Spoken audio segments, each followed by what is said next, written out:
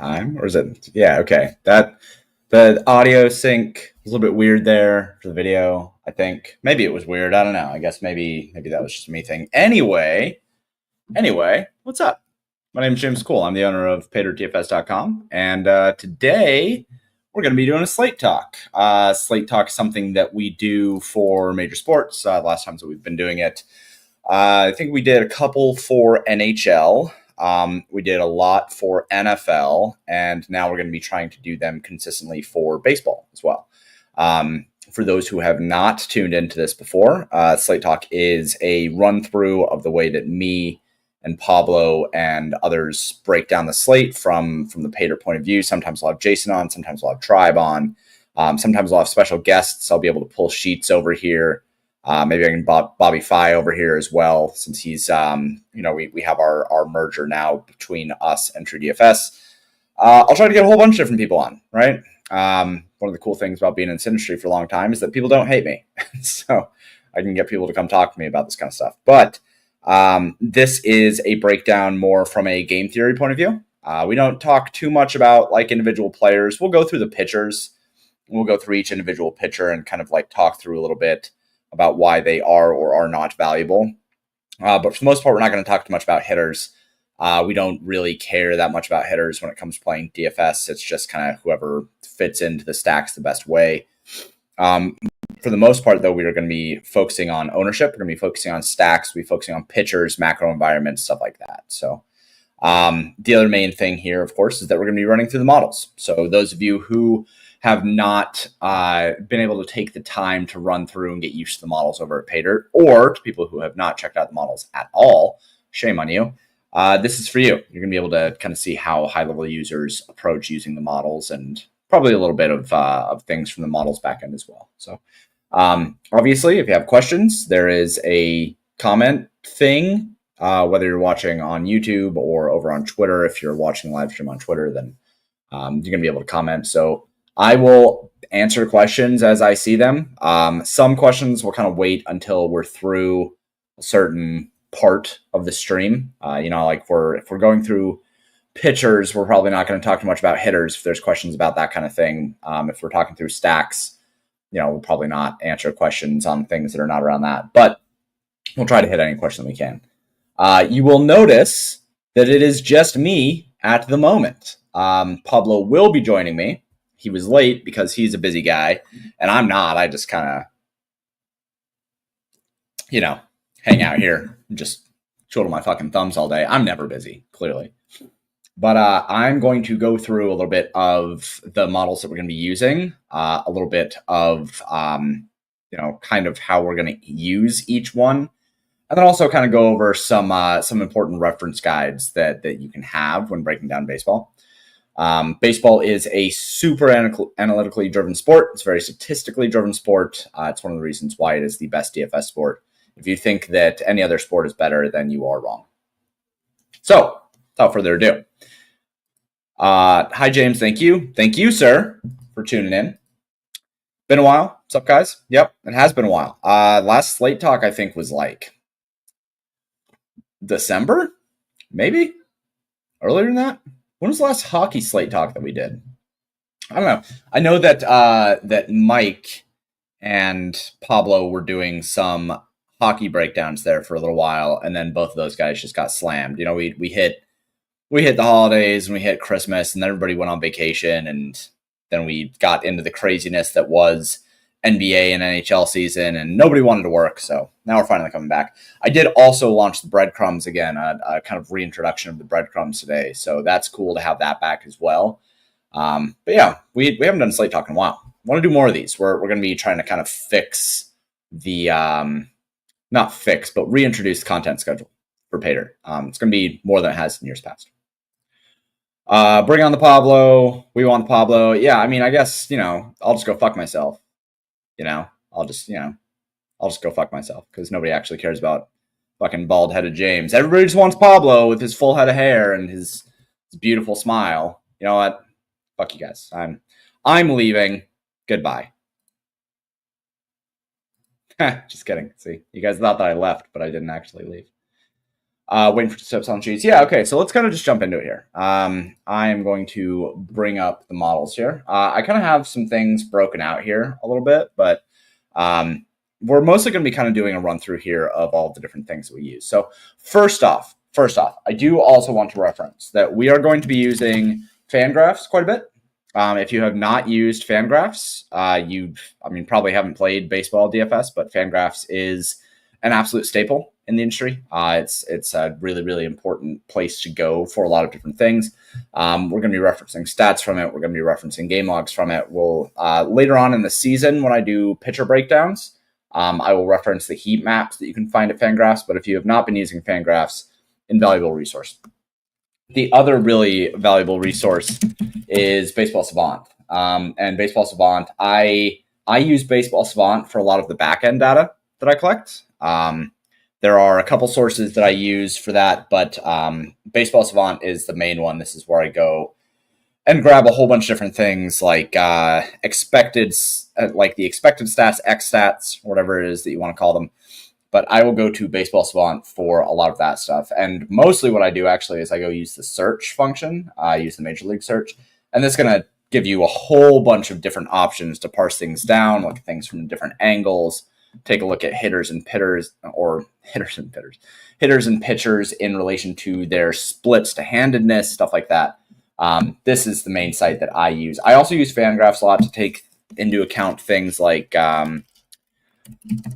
let's see, I wrote about Jack Kokonowitz this morning in the newsletter, and I was talking about how I think that he has regression coming, and one of the ways that I go and break that down is just by looking at things like BABIP and left on base rate and home run to fly ball rate. And I find that stuff here on Fangraphs. I also like to go over and look at their game logs and kind of get a feel for, the way that pitchers have been performing mostly. I don't do too much of that kind of breakdown for hitters, but, every once in a while we do have to go take a look at a hitter.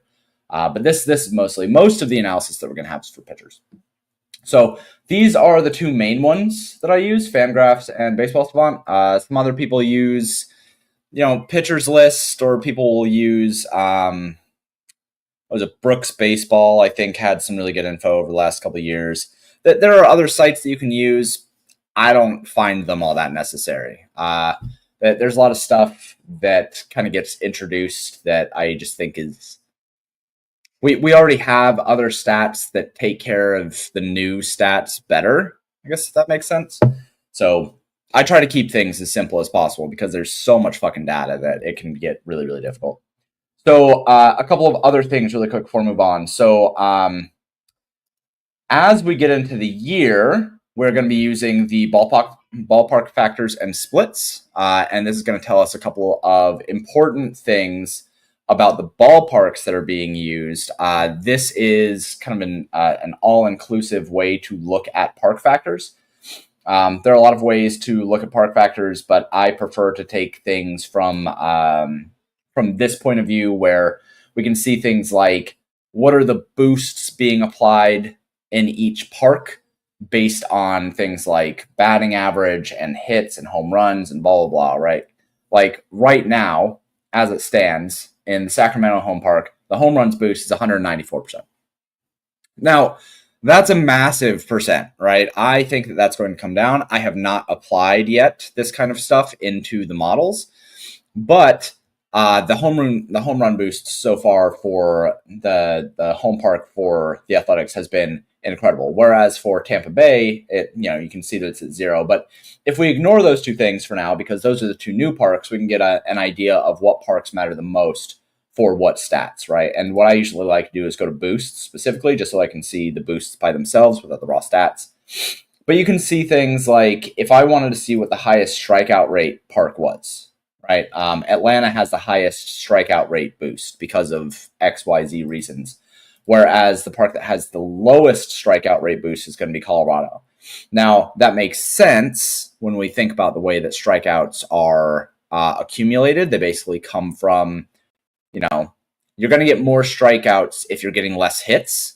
And heavy, like parks that have a large boost to hitters are obviously going to have less strikeouts. So Colorado, for both lefties and righties, is a drop in strikeout rate, stuff like that. So you can do that for overall. You can do it for just lefties, right? Like you can, if you wanted to see what parks had the highest boost for left-handed hitters in terms of strikeout, it's going to be Atlanta, Houston, Minnesota, parks like that. Or you can do right-handed hitters, stuff like that. So as we get into the season, this is going to continue to be updated. I think I update it just about once a week. This is currently over the last full year because we don't have enough data for the ballparks yet for me to update this stuff. So just keep that in mind if you're looking at it right now. The other main research things, this is the other one that I use the most. It's going to Matchups Master. This one might be broken this morning. No, it's not. Okay, so this is auto-sorted by trending score, but you can see a lot of things about the way that teams are performing in their trending samples. So you can see things like over the last 10 games, who is averaging the most runs? It's Chicago, followed by the Angels, and then St. Louis. Who's averaging the least?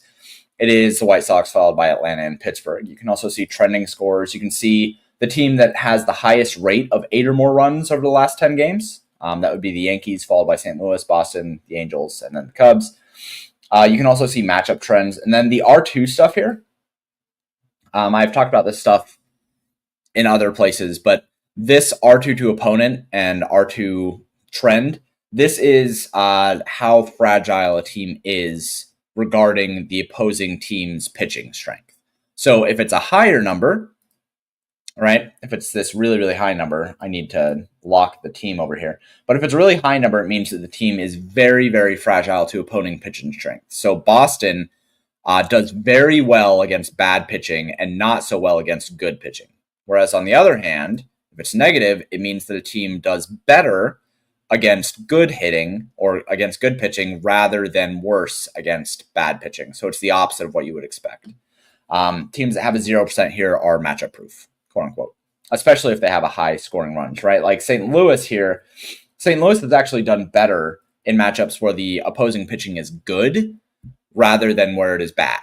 Whereas if we say instead we're looking at a high relation to it, Boston has done much better when facing bad pitching opponents rather than good pitching opponents.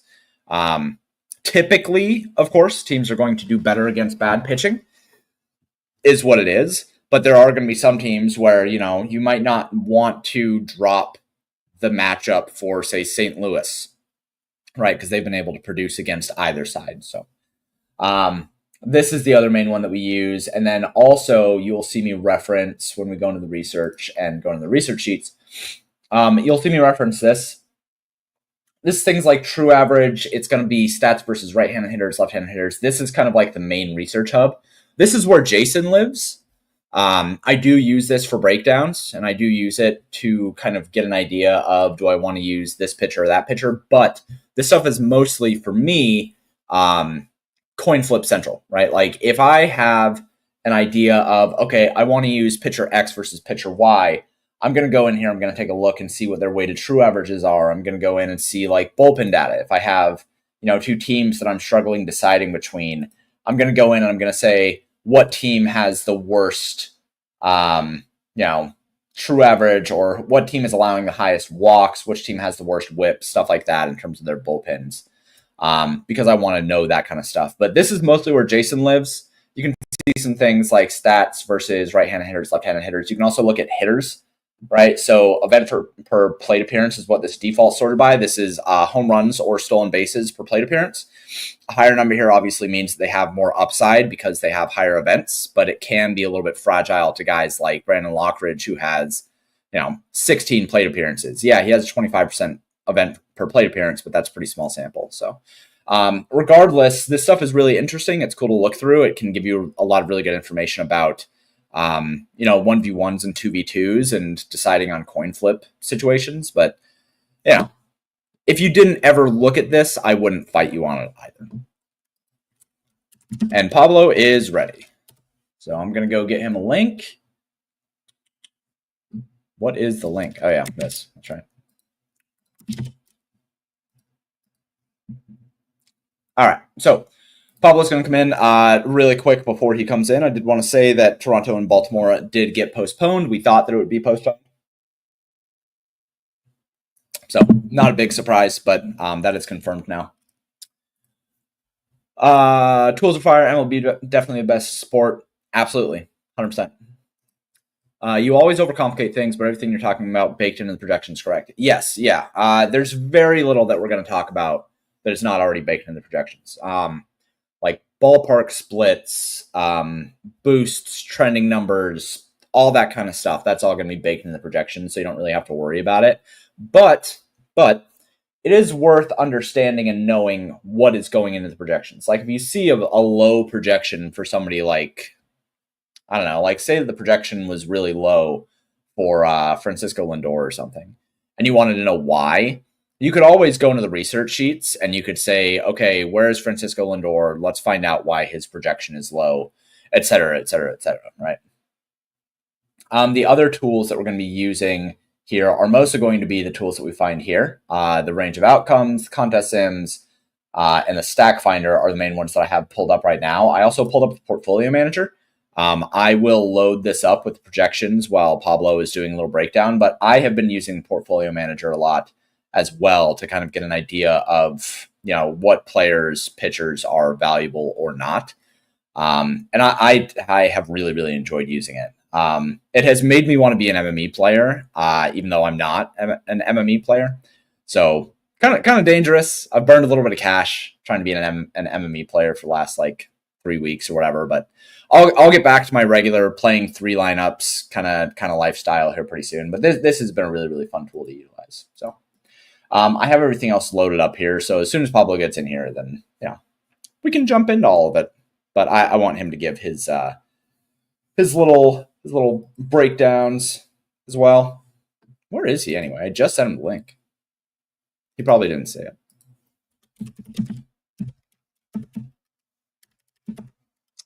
Also, while we are here, clearly, if you guys have any questions or want me to do any pitcher breakdowns or anything like that, like, you know, obviously feel free to ask questions. There he is. What is up? There he is. How you doing, bud?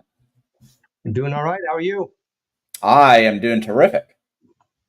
Got my fancy coffee. I'm ready to fuck. What's your where'd you get your fancy coffee from? I have a fancy coffee machine, my friend, at home. What's your fancy coffee machine? A little. Look at this. This is really a little cinnamon on top. Yeah, that's a good one. That's a good one. I have a Jura E8. Oh, that sounds nice. Yeah, that sounds fancy. It sounds like the McLaren of coffee machines. It is. It's kind of a I don't know. I don't know the right way to describe it. It was one of those purchases where it just felt like the right thing to do. Yeah. Margaret and I have been thinking about getting because right now we have an Nespresso and we have like the highest end Nespresso. I love my Nespresso. I will say that it's a great coffee machine, but very good. Best value for sure. Oh yeah, so good. But I could use a better espresso machine, right? Like it does an okay job on espresso, but it's not as good as I would like it to be. And I'm a big coffee guy. I've actually been doing for my afternoon coffee. I've been using my French press rather than my Nespresso because I feel like it gives me a smoother cup. It's true, but that's very manual. I mean, the reason I got the Jura E8 is I wanted something that could make, just your espresso, your double shot, but then also do the cappuccino, the latte, but I don't want to do shit with my hands. I don't want to press a button and it's ready to go. Yeah. Yep. No, I'm with you. This one also grinds whole beans. You pour the beans in and it grinds. Yeah, which is sick. That's sick. Yeah. For the morning, my Nespresso, I'm just going to go down there. I'm going to throw a pot in and just make the coffee. And it makes, I will say, it makes a considerably better cup than like a regular coffee machine or even a Keurig. We had a Keurig for a while, and the Keurig is not even in the same fucking ballpark. Like the Nespresso kicks the shit out of it. So I agree. Anyway, you've been working through the Slate or just talking shit? Kind of talking shit, but mostly going through stat references. So I showed that we're going to be using Fangraphs a lot. We're going to be using I'll bring up. Does this work? Yeah, I'll do this one. So I brought up that we're going to be using Fangraphs a lot. If people don't know about Fangraphs, then they should. It's kind of table stakes. I brought up Baseball Savant, talked a little bit about Baseball Savant. This is where I get most of the back end data. And then I talked through all the different research sheets that you'll find here as well. But I have not gotten into any of the main models themselves. So Cool. I don't know if you want to be the leader here. Do you want to share your screen? Sure. Yeah. Okay. Sure. What I will do is I'm gonna share my window because that way I can jump around between our models, Fangraphs, and whatever I use, right? Yeah. And I'll just start by saying I have not yet looked at the slate, which is kind of good because it'll be like legitimately a fresh approach, like I would be doing it even if we weren't doing this. Right. Yep. And do we have people on? Are people listening? Yeah, we got about 200 people. 200 people. Oh, great. Okay, yeah. Wonderful. So we'll have presumably people can ask questions, and we'll get to them as we go as well. Yeah. Really yeah. I will load up the portfolio manager while you are doing your part of this, and then show off kind of how I go through how I put together the MME for it. I will do that a little bit later on in the stream after we get to a little bit of the breakdown stuff. Great. I will just start I'll preface this by just telling people in general that my approach is predominantly single to sort of 5 max entry. Mm-hmm. So my stuff is always going to be a little less contrarian. I have become considerably more contrarian and more willing to take on risk as I've gotten influenced by people like James and Gordy, who have taught me that no risk, no reward. Mm-hmm. And the other thing I just want to talk about for a second is kind of like conceptually what the models are, the way I think of what any good model, whether it's in DFS or otherwise, is designed to do. Okay. And I think of it as sort of, and bear with me with this analogy because I've been thinking about it a little bit. I think of it as sort of like an instrument. Like people, the way that people want models to be, if they don't want to think, is they want models just to give them the answer, right? And the reality of probability-based things that are based in the future with a distribution of outcomes that are not binary outcomes. There's a range of outcomes with the probability that a certain number of things will happen or won't happen, right? Is that nothing is going to be perfect because we only have one instance of this event happening. So what it's meant to do is meant to give you a characterization of the likelihood of those various outcomes, which is why I've always felt, James, that your models are so powerful, because essentially they're not saying this will or will not happen. They're saying these are the chances that a certain number of outcomes will or won't happen. And when you overlay that with ownership, you can then build lineups that have leverage so you can beat the field, right? Which is important to remind people of the game that we are playing. And I feel like I say this every time we do a new season in any new sport. And it's as much a reminder to me as it is to everybody else. But the purpose of this game is to beat the field, right? It is not to predict the future. It is not to try to get the perfect lineup. And so what that means is that you're looking for a way of constructing lineups that has enough upside and is different enough from what the competition in your field is doing against you that you beat them if enough of what you're saying you think will happen happens, right? And maybe that's very obvious to everybody, but that took me a good while of playing DFS to really grasp. Mm-hmm. And so I think it's worth reiterating. And again, this is the difference between teach a man to fish versus feed a fish. And I know we fuck around with this a lot in the Discord, and it's funny, and it is funny. But when I'm using these models, I think the way I think of it is I'm fishing. I'm using this tool. I'm using these models to get a sense for what are the various outcomes that may or may not happen on a given slate. And I'm interacting with them. The models are multifaceted. You can look at them by position, by player, by team. We can look at them with shorter or longer samples. And And the key with the models, in my opinion, is it's like any good data scientist I've ever interacted with, both professionally or via hobbies, always tells me the same things, which is that like you build something and then you try to break it. Like you try to you mess with it, you twist it, you parse it, you look at it from any different number of angles and directions. And the goal of that is that by doing that, you slowly but surely sort of shape a version of what you think may or may not happen, to get a sense, and then that's kind of what you put forth into the world, right? So anyway, I know that's sort of macro philosophical type stuff, but I think it's still worth pointing out because people may have the wrong kind of idea in terms of how we do these things. I also will quickly piggyback that with Pablo's version of reading through the slate and my version of reading through the slate. One, even just between us, him and I, is very different in the way that we look at things. I do not think there's any one way to find success in reading through this data. Everybody kind of makes jokes about, like, you know, in the political spectrum, they can make data say anything. You can kind of make data say anything in MLB too. Like, you can find any stat that justifies your position if you want. But the way that we run through things has been kind of tried and true. And if you'd like to emulate what we do, then I think that's great. If you want to find other ways, I think that's great too. I love when people show me different ways that they have used the models and found success. So if we are doing something that is not necessarily exactly what you are doing, don't sweat it. If you find success with something, I think you should find success. That's all. 100%. Okay. Let's see if I can present my share screen. Okay. I'm going to do window. Yeah. Okay. All right. Because I have one of these fancy big long curved screens now, and that lets me do things on a big wide screen. All right.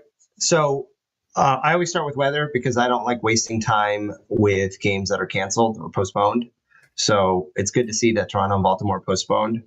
And then I thought about subscribing to the solver for this, just for the purposes of presenting the data, but I'm gonna let James make fun of me, and I'm gonna, for the purposes of just presenting kind of how I no fucking way you're still getting there's no fucking. I'm doing it. And so by the way, this is proof that if you've got strong models, you can use a fucking broken bike to build winning lineups, because I am still using my good old friend Fantasy Labs. So I'll just say this. I think the solver is basically the same version of this, just with better data. I would essentially ignore these numbers, and I would think of this as just a visualization tool to think about positionality and like just how I systematically go through the games and the players. So like just like literally like pretend these numbers don't exist. It's more about the players, and then we're going to use the sheets and fan graphs and stuff to actually think through what we think outcomes are. So I'm not going to do my typical because I want this to be mostly showing off the models and how I think of the models, and I'm not going to go crazy with sort of my picture by picture type thing. But I'll just tell people as a start, what I usually do is I will sort every game by I usually start with pitchers as opposed to stacks. I like to decide which pitchers are in my pitching pool, and I'm not making decisions on which pitcher I'm using or not pitching as I'm going through them. I'm purely just trying to get a sense for price and matchup. And then while I'm doing that, I'm starting to think a little bit about ownership, because at the end of the day, I'm going to have to make a decision on which two pitchers I'm picking and which stacks I'm using. And I want to make sure that I have enough leverage, a minimum amount of leverage that gives me enough win equity. So what I would typically do if we weren't doing a live stream is I would go through each pitcher in these matchups from lowest total to highest total. So I'd start with the pitcher in San Diego, then Texas, then LA, and so forth. Because I'm not going to and then what I will do also, and I think James, we can probably publish something like this into the Discord. And I stole this from James's Number Ball days.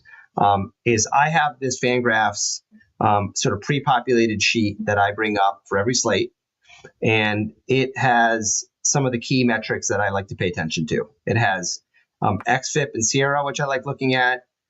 It has ground ball percentage, so I know if someone's a ground ball pitcher or not, and it has K percentage. Okay, and so what I'll do is I'll go in I'll sort my pitchers by opponent lowest total, and so I would start with Pivetta, then DeGrom, and I'd go through these. Right. I still think we can sort of superficially do that as a start in conjunction with the sheet's range of outcomes to get just a sense, right? So we have Pivetta and DeGrom both priced at 91 and 9,500 facing Colorado and Seattle, right? According to Fantasy Labs, which again is not reliable data, Pivetta is looking like super chalk. I'm going to trust the sheets on what ownership actually is because I don't use Fantasy Labs for data. I just use it as a building interface. So if we go here and look, right, and I like to sort by Sarah as a start and just get a sense, like where is Pivetta, where is DeGrom. If you're somebody who hasn't played baseball, these names will mean nothing to you. For those of us who've been playing baseball for many years, we already also have a general sense of historically who these pitchers are. So like you say DeGrom to me, I already know he's a Cy Young winner and he's got like a very high K upside in general, right? But we're always trying to couch recent performance because this is only 2025 data. I can also sort this by 2024, which I often will do, or career data. But we're trying to couch kind of where somebody is today compared to where they are historically. And I'm sure James can comment on this, but the shorter the current sample is, the longer you're typically going to weigh the longer career sample, right? So if somebody's already pitched like 8 times this year and it's 3 months from now, then we're mostly just going to weigh this season. We're almost only going to weigh this season, right? But if we've got 2 starts and 16 innings pitched, we're going to couch that in historically who is this pitcher, because and that's a lot easier to do for pitchers that have a longer career than it is somebody who's a year or 2 in, right? And I think that's an important point to point out because sometimes I'll say like, this guy has sucked, but I think he's still good, right? Like, because we have 5 years of data saying he's good, his velocity still looks good, and, he's had one bad start, right? Whereas, these are contextual things. They're not data-driven things, but that context, I think, can inform a sort of gut decision when you're trying to decide between 2 pitchers. Okay, James, I don't know if you want to add anything to that context aspect. Yeah, I mean, it is harder when this is only an issue in the beginning of the season, because as we get farther into the season, we're going to have more data and we're going to be able to say, yeah, this is who this guy is. Even if somebody gets injured, if they got injured start of the season and they come back 4 months later, they're pretty much shot for the first month anyway, so we don't know. But early on in the season, we'll talk about Jacob deGrom here in a couple minutes, I'm sure. But early on in the season, we can kind of get caught up with who a pitcher is versus who they used to be, and it goes back and forth. There's going to be a lot of people that are going to say deGrom should still be treated as the person who he was. And in general, I think that you should agree with that, but you should also not absolutely ignore what has happened. There's value in small samples. And there is value in being able to break down small samples and have an idea of who somebody likely is turning into, or if they're going to regress back to who they used to be. So I do think, one, there's a lot of nuance on it, but I also think that it's important to say that unknown unknowns exist. And there's a lot of things where you just have to kind of say, I don't know, and just kind of move on from the I don't know and not try to assign any kind of logic to it, because you would be doing yourself a disservice. So. I agree. And I actually, if anything, I don't want it to sound like I'm overweighting historical performance, because I think one of the best approaches with daily fantasy sports, given we're playing a one-day thing usually in baseball, is to appropriately lean into those short samples and say, hey, you know what? Maybe this is somebody who's actually getting better, or somebody who's declining, or maybe this is somebody who's hot right now, right? So I think those things do matter. So anyway, going back to these pitchers. So we have Pivetta, who so far is off to an okay start. He's pitched 10 innings. His Sierra is 4. His K percentage is 20%. I will also do all my shit is a mix of fan graphs with the sheets, right? So for Pivetta, I'm just going to look, okay, he's had one good start and one bad start, right? And then career wise, I like to look at splits, but I will tell you that there's a shortcut, which is just look at the sheets and look at true average, right? But if we look at Pivetta, I usually want to know, okay, is this pitcher splits heavy? Meaning, does he have a certain handedness that he struggles with, or he's better against, or not, right? And so if we look at his career, because we have a decent sample on him, Pivetta is a typical righty, I think, where he doesn't actually have very pronounced splits. He has basically an equal K percentage of both sides, and his xFIP is a little worse than lefties. So a fairly typical righty without heavy splits, right? The other thing we can do, so people understand, is when we're looking at the research sheets, the first thing that'll pop up here is our true average. And, I'll typically sort from lowest true average to highest true average and say, okay, Pivetta's pretty good. You can see here he's slightly worse left to right, which mirrors what I was saying about his xFIP. James, I don't know if you want to give any sort of explanation for folks on like the way true average is calculated and what it's intended to represent. Yeah, true average is a regressive stat. And so most of the things that I built, the edge that I have at Paydirt is building regressive stats. I understand and weight them better than anybody else in the industry.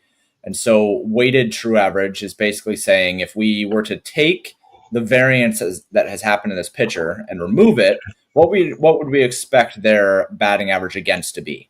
And now a lot of people would say, well, batting average is like a really basic stat. We shouldn't use it, blah, blah, blah. But it's kind of the basis of what happens to a pitcher based on an at bat. They either allowed a hit or they got an out. That's the branch, right? So starting there, and one of the reasons why the models are so strong is because I start there with a very, very strong version of batting average allowed. So weighted true average takes the true average allowed to left-handed hitters and right-handed hitters and weights them out based on the amount of left-handed hitters and right-handed hitters that a pitcher is projected to face. So we can see their true average overall is going to be 1, but their weighted true average, say that they have a large difference between their true average overall and their weighted true average. That's likely going to be because they are facing, somebody who they're going to face a lineup that has a difference in the way that the left-handed hitters and right-handed hitters are distributed. Somebody who has a higher or a better true average against righties, if they face a whole bunch of righties, their weighted true average is going to be less than what their overall true average would be. You kind of went over Tanner Bybee there. I want to point out that is something that is weird about true average sometimes with the weighted formula. If there is no data on the handedness of a player in the batting order, see how he only has 8 there? It's 3 plus 5. If he's missing 1, it's going to drop the true average by about 10%, which is why his weighted true average there is lower than you would expect it to be based on what we're seeing. So worth noting that was brought up earlier in the Discord. It's something I need to fix, but that is something that is happening right now. Okay. So good. So I'm going to speed up so that we can get a sense for the pitchers because it's a big slate. Price, matchup, range of outcomes, and then ownership. Okay. Those are things I'm paying attention to. All right. So Pivetta is 9,100 against Colorado. Colorado, as we know, is dicks. On the season against righties, they've got a 29% K percentage, which is highest in the league, and they're away from Coors. And so clearly, from just a pure like who is Pivetta pitching against, it's a good matchup. Okay, if we go to our sheets here and we look at, I just start with median. So if we look at median, his median is decent, although you can easily see that there's a bunch of other pitchers with a similar price range, some actually lower than him, and Reese Olson and Bryce Miller, equal to him and Nola, that have a similar median and a similar ceiling. And then the other thing I'm also paying attention to is their 2x, their 3x, and their 4x. Now, 2x and 3x especially, and 4x for that matter, although it's less meaningful usually for baseball than it is than like something like in hockey. I'm more focused on the value, and as opposed to like the total ceiling and median for value pitchers than I am for pay ups. It's not that I don't care. Like, it's not that I don't care if Pivetta at 9,100 has a lower median and ceiling. Lower 2x and 3x than say Bryce Miller, who's $500 cheaper than him. But when their median is, zero point 0.4 apart and they're $600 apart, I mean, realistically, it's their 2x and 3x, unless that $600 is going to make a huge difference to you, isn't usually going to be a deciding factor for me. It's going to be more ceiling, and it's going to be more for those value pitchers. It's going to be more, okay, for the guys who are like 7,100, is there someone who's popping on 2x, 3x, where you're saying, okay, this is a really good point per dollar play. I'm not saying that's the right. There's no absolutes in this stuff, right? This is the way I think about it. And all things being equal, yeah, look, I'm going to want a 9K pitcher who's got a higher median, a higher ceiling, a better 2x and a 3x. But raw points matter. And if a guy is, 9,600 and has a higher ceiling, but not as good as a 2x as a guy who's 9,300, I still might want the 9,600 guy, even if point per dollar, he's not quite as good, if that makes sense. The thing to know about Pivetta is, and just right off the bat, we can see here that from a small field and a large field standpoint, Pivetta, DeGrom look like they're going to be super chalky, right? And so that's something to keep in mind here, that we have Pivetta in a really good matchup, but from a point per dollar standpoint, he doesn't look like he's like an absolute have to have. Same with DeGrom, but they're both going to be super chalk. Now, this is another point I'm going to make, and this is more game theory. There's this whole thing of, like in DFS, where everybody gets in this mentality of chalk is bad, like chalk equals bad. And I would agree that in general, we should think of ownership as something that is kind of a form of an enemy. Ownership is us sort of saying we're riding with the field, but there is good chalk and there's bad chalk, right? And then there's okay chalk, and so it's this idea that like just chalk is bad is a bad. Some people should stop thinking that way. Like you should be thinking of, is this chalk that I think is reasonable? Is this a player that should be owned because they're in a good spot at a good price in a good matchup? Or is this chalk that is getting inflated for stupid reasons? It's just like a price thing that is easy for people to click on, or people are overweighting weather, or, he had 2 good starts, even though the guy sucks and he got lucky, and now everyone's going to use him in a bad matchup, right? So you have to use some discernment. You have to use some contextual and statistically driven sort of inputs to decide whether or not you think chalk is good. And it's also relative to the alternatives, right? So is there somebody at their price in a similar or better matchup with lower ownership, right? Okay, fine. Then that's somebody you might want to pivot off of, right? These are more game theory things, but I think it's just worth pointing out, because I get a little bit sort of worked up when I hear like everyone's like, well, he's chalk, can't play him, he's chalk. It's like, no, that's sometimes there is chalk you want to play, right? It's the other thing is total lineup leverage. It's not one player or another player. It's your whole lineup. Like, how much leverage does your whole lineup have in total? Can it beat the field? Not one player is not your whole lineup, right? Yeah. When we look at, Pivetta and DeGrom, one of those guys is your SP1 in a small field lineup. Like it just doesn't matter. You start there.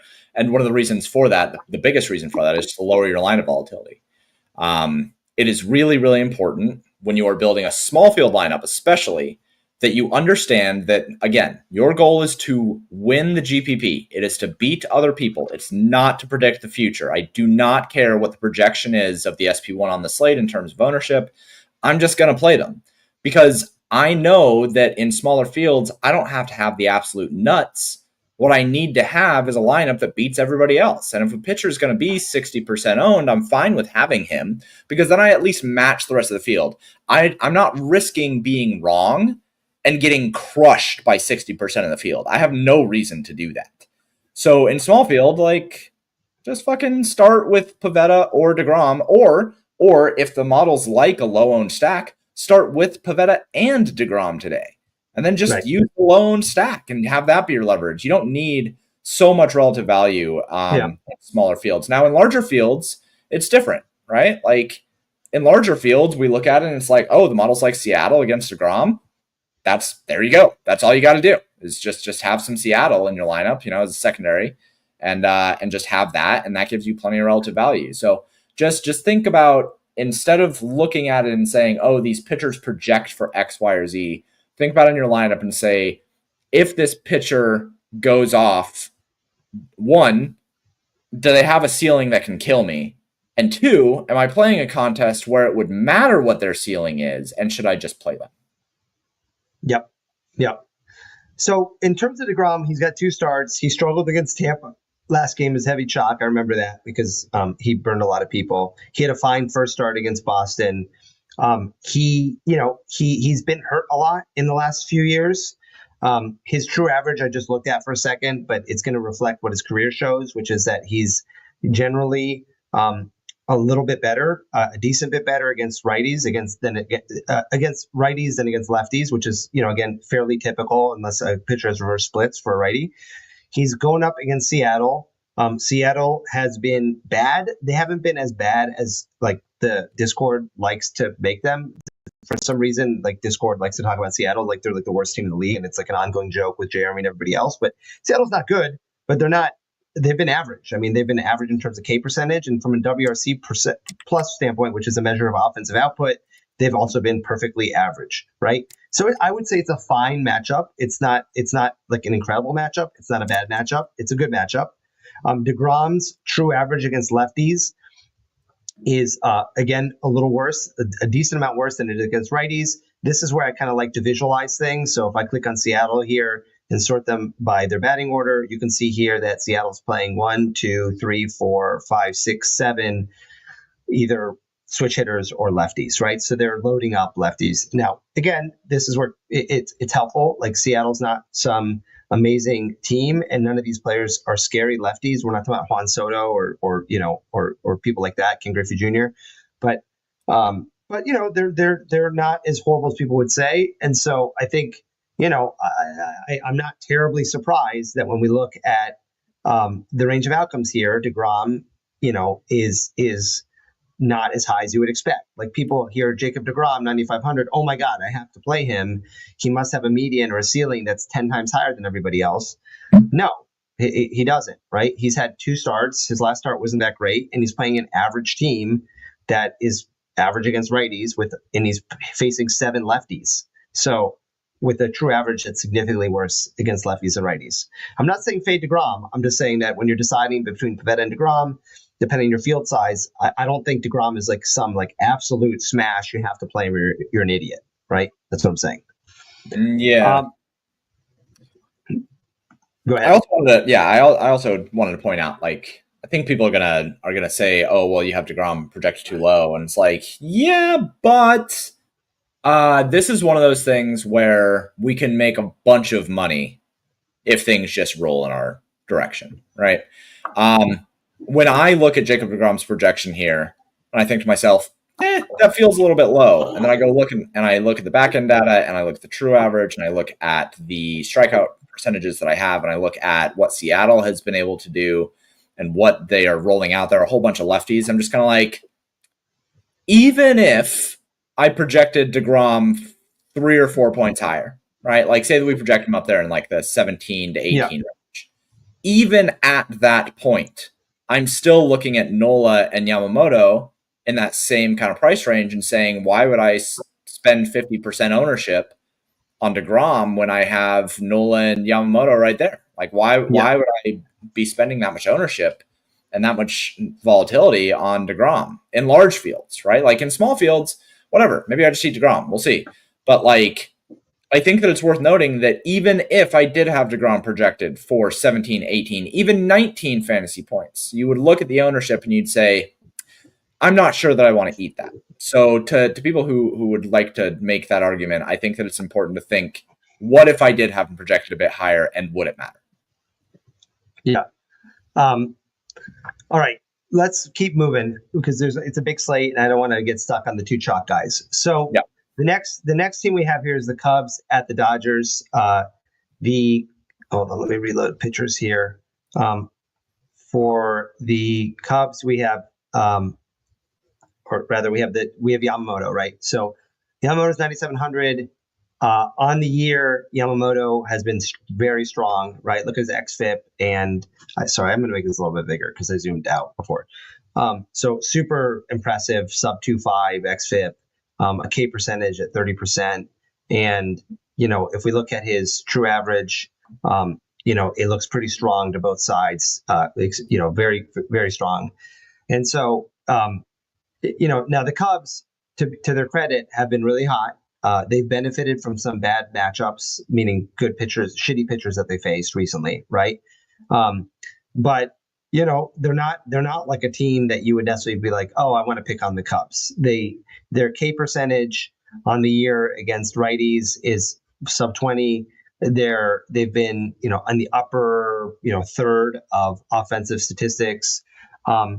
But those things are going to obviously lower his ownership, given the desire for people to play DeGrom or Pivetta for a little bit cheaper, right?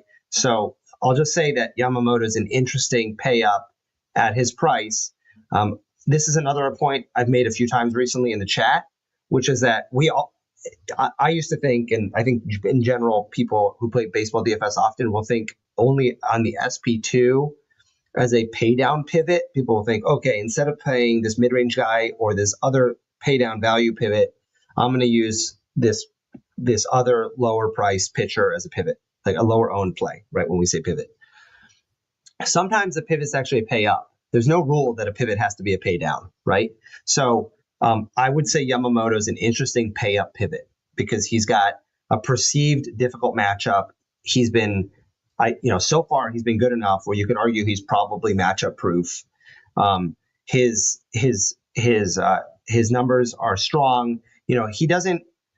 Again, to my point before on 2x, 3x, like he's not screaming great value in terms of points per dollar. But if you're playing him because he's lower owned and because he's got a chance at this like 40 plus ceiling that only he and a few other guys have, right? Mm-hmm. So I would just characterize him as an interesting thing to put in if you like a chalky stack and you're going to play Pivetta or DeGrom, you could consider Yamamoto as a pay up pivot with like a leverage mini stack, right? Yeah. Just other note here on Yamamoto. You could build a small field lineup with DeGrom at SP1, and then for your large field lineup, literally just swap from DeGrom to Yamamoto, and you'd be totally fine. Like if you built a single entry lineup with DeGrom as your SP1, if you wanted a large field lineup, you could just make that 1v1, and there you go. You don't have to fiddle any more than that. It's that simple. Yep, I agree. Especially sometimes we get these pricing things where you get the chalk at like $200 cheaper, and it makes it even less likely that he'll be owned, just because they're so close in price that people will have a really hard time saying, I'll just take the $200 savings with DeGrom in a better matchup, right? And that makes Yamamoto even lower owned than we would predict. But to your point, it makes it a really easy pivot, especially for larger field. Yep. Next, we have Bryce Miller. Bryce Miller, so far, he doesn't have a whole lot of innings. He's only pitched 11. He hasn't had a good start. I mean, he's only K'd 17% of guys. Let's just take a quick look at what he's gone up against so far to see if there's any context as to why that's been the case. He's played the mighty Athletics, and he's played away at San Francisco. He's had two sort of roughish starts. His true average is let's see where he is. He's actually, in the upper half of true average because he's struggles a little bit against lefties, and it looks like Texas is throwing out 5 lefties against him. So, I would just say, and then if we look at Texas just holistically from a K percentage standpoint, Texas is middle of the road, although they've been struggling as an offense with just like very bad production so far at 76. So, I think Bryce Miller is in a fine spot. I mean, Sheets think he has a good range here. I mean, he's certainly in play. I don't know, James, if you have any takes on his start so far. I'm not thrilled with his start so far. I mean, he's only K'd a very small number of dudes. It's only been 2 starts, but it gives me a little bit of caution, even if it's against Texas, who hasn't been great so far. Where to me, he's a step below either Pivetta in a great matchup, DeGrom in a good matchup, and Yamamoto as like an interesting pay up pivot who's been nails. Yeah, I probably wouldn't play much of him today. But it's a matchup thing, which is why the models like him. They're not optimistic about him from a true average perspective. They're not really optimistic about him from a strikeout rate perspective. When I go and look at him from a top-down level, the BABIP is inflated, the left on base rate is low, so models are going to think that he's going to come back to life. And then the other big thing is that his walk rate is way higher than his career averages. And this is a guy who has gotten there in years past in both the minors and the majors with a strong walk rate. And right now it's sitting at, I think, 12%, maybe 11%. It's up there a bit. So I think that one of the main thing the models are saying is this guy's going to regress back to being a solid pitcher, and it's a good matchup. But at 8,500 on a slate with 1 million pitchers and with projections that are just as strong elsewhere and especially cheaper prices, he's just kind of in no man's land. 8,500 is like, I'm going to find the money up to Nola or I'm just going to pay down to Olsen. I don't have a reason to pay $8,500 for Bryce Miller. So I think he's okay. I wouldn't use him in single entry. I might get there in MME. To something like a 10% allocation, but he's not a priority. Yep. And I'm gonna go through like the other top plays, and then we'll go a little faster for the people who either don't project well or just whatever. Because I think it's important to look at like bats and then hand building some lineups so people understand like positionality and thinking through the way 2 stacks may fit together or not. Yeah. Our next matchup is Boston at Chicago. This wasn't one of our weather games, was it? No, it's just cold. So we have Sean Newcomb. He is a newcomer. To Boston. That really was an accident, to be honest with you. But he's been fine. I mean, he's super cheap, right? I mean, he's nothing to write home about. I mean, he's okay. Career-wise, Newcomb has never been like a great pitcher. He's been a guy, I believe, who was with the Braves before, and he's let's see. Here's goddamn. I'm already a Fangraphs member, but I just need to sign in. I'm one of the few people who actually became a member to support Fangraphs. Bro, same. Yeah. I just was like, I should support them. Like, if Fangraphs goes away, it would be really bad for my life. So from a career standpoint, this is like the rust from baseball only being 2 weeks in. He's never been a guy who's super impressive. But he's not bad. I mean, he's got a little bit of reverse splits. He Ks more lefties than righties. He's a little bit better against lefties than righties, and I would expect that the true average. I saw the true average loves his ass. You can see here his lefty versus righty is actually better. That's not a secret. Oh, that's because he's a lefty. My bad. I forgot he was a lefty. So he's got regular splits for a lefty. And he's facing the White Sox, who, LOL White Sox, right? The White Sox have been bad so far in the year. No big surprise. They only have 71 plate appearances against lefties, so it's not really a very meaningful sample against lefties. But there's no reason to believe they're going to be terribly good against lefties, right? So, he's just really cheap. I mean, he's 6,300.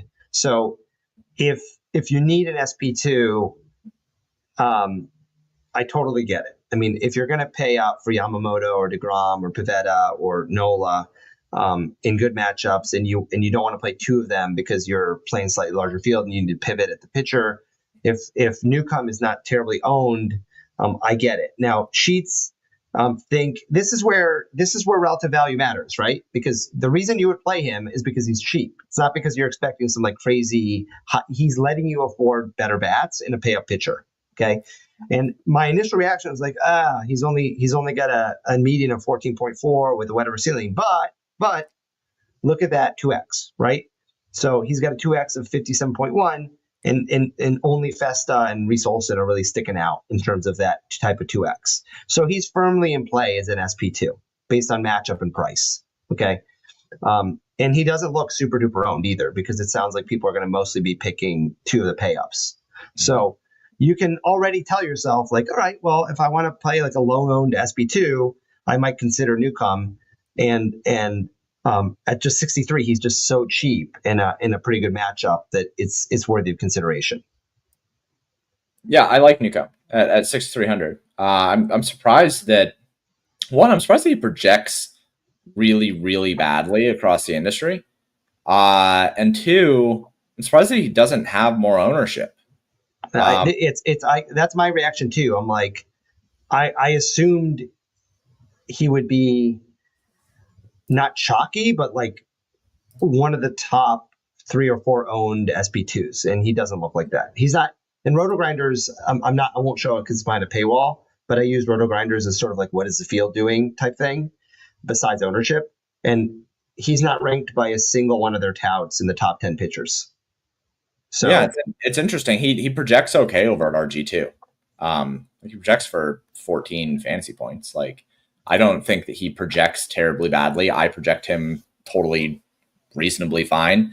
I think I'll be impressed if, I'll be shocked if Newcomb is not at least 10-15% owned. I might go in and boost his ownership because I think that he'll probably end up higher owned than that. Yep.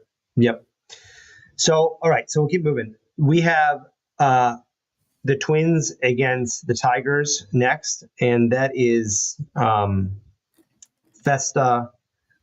That is Olson going for the Tigers, right? Olson's going for the Tigers. Yep. Olson on the year has been decent, not bad at all.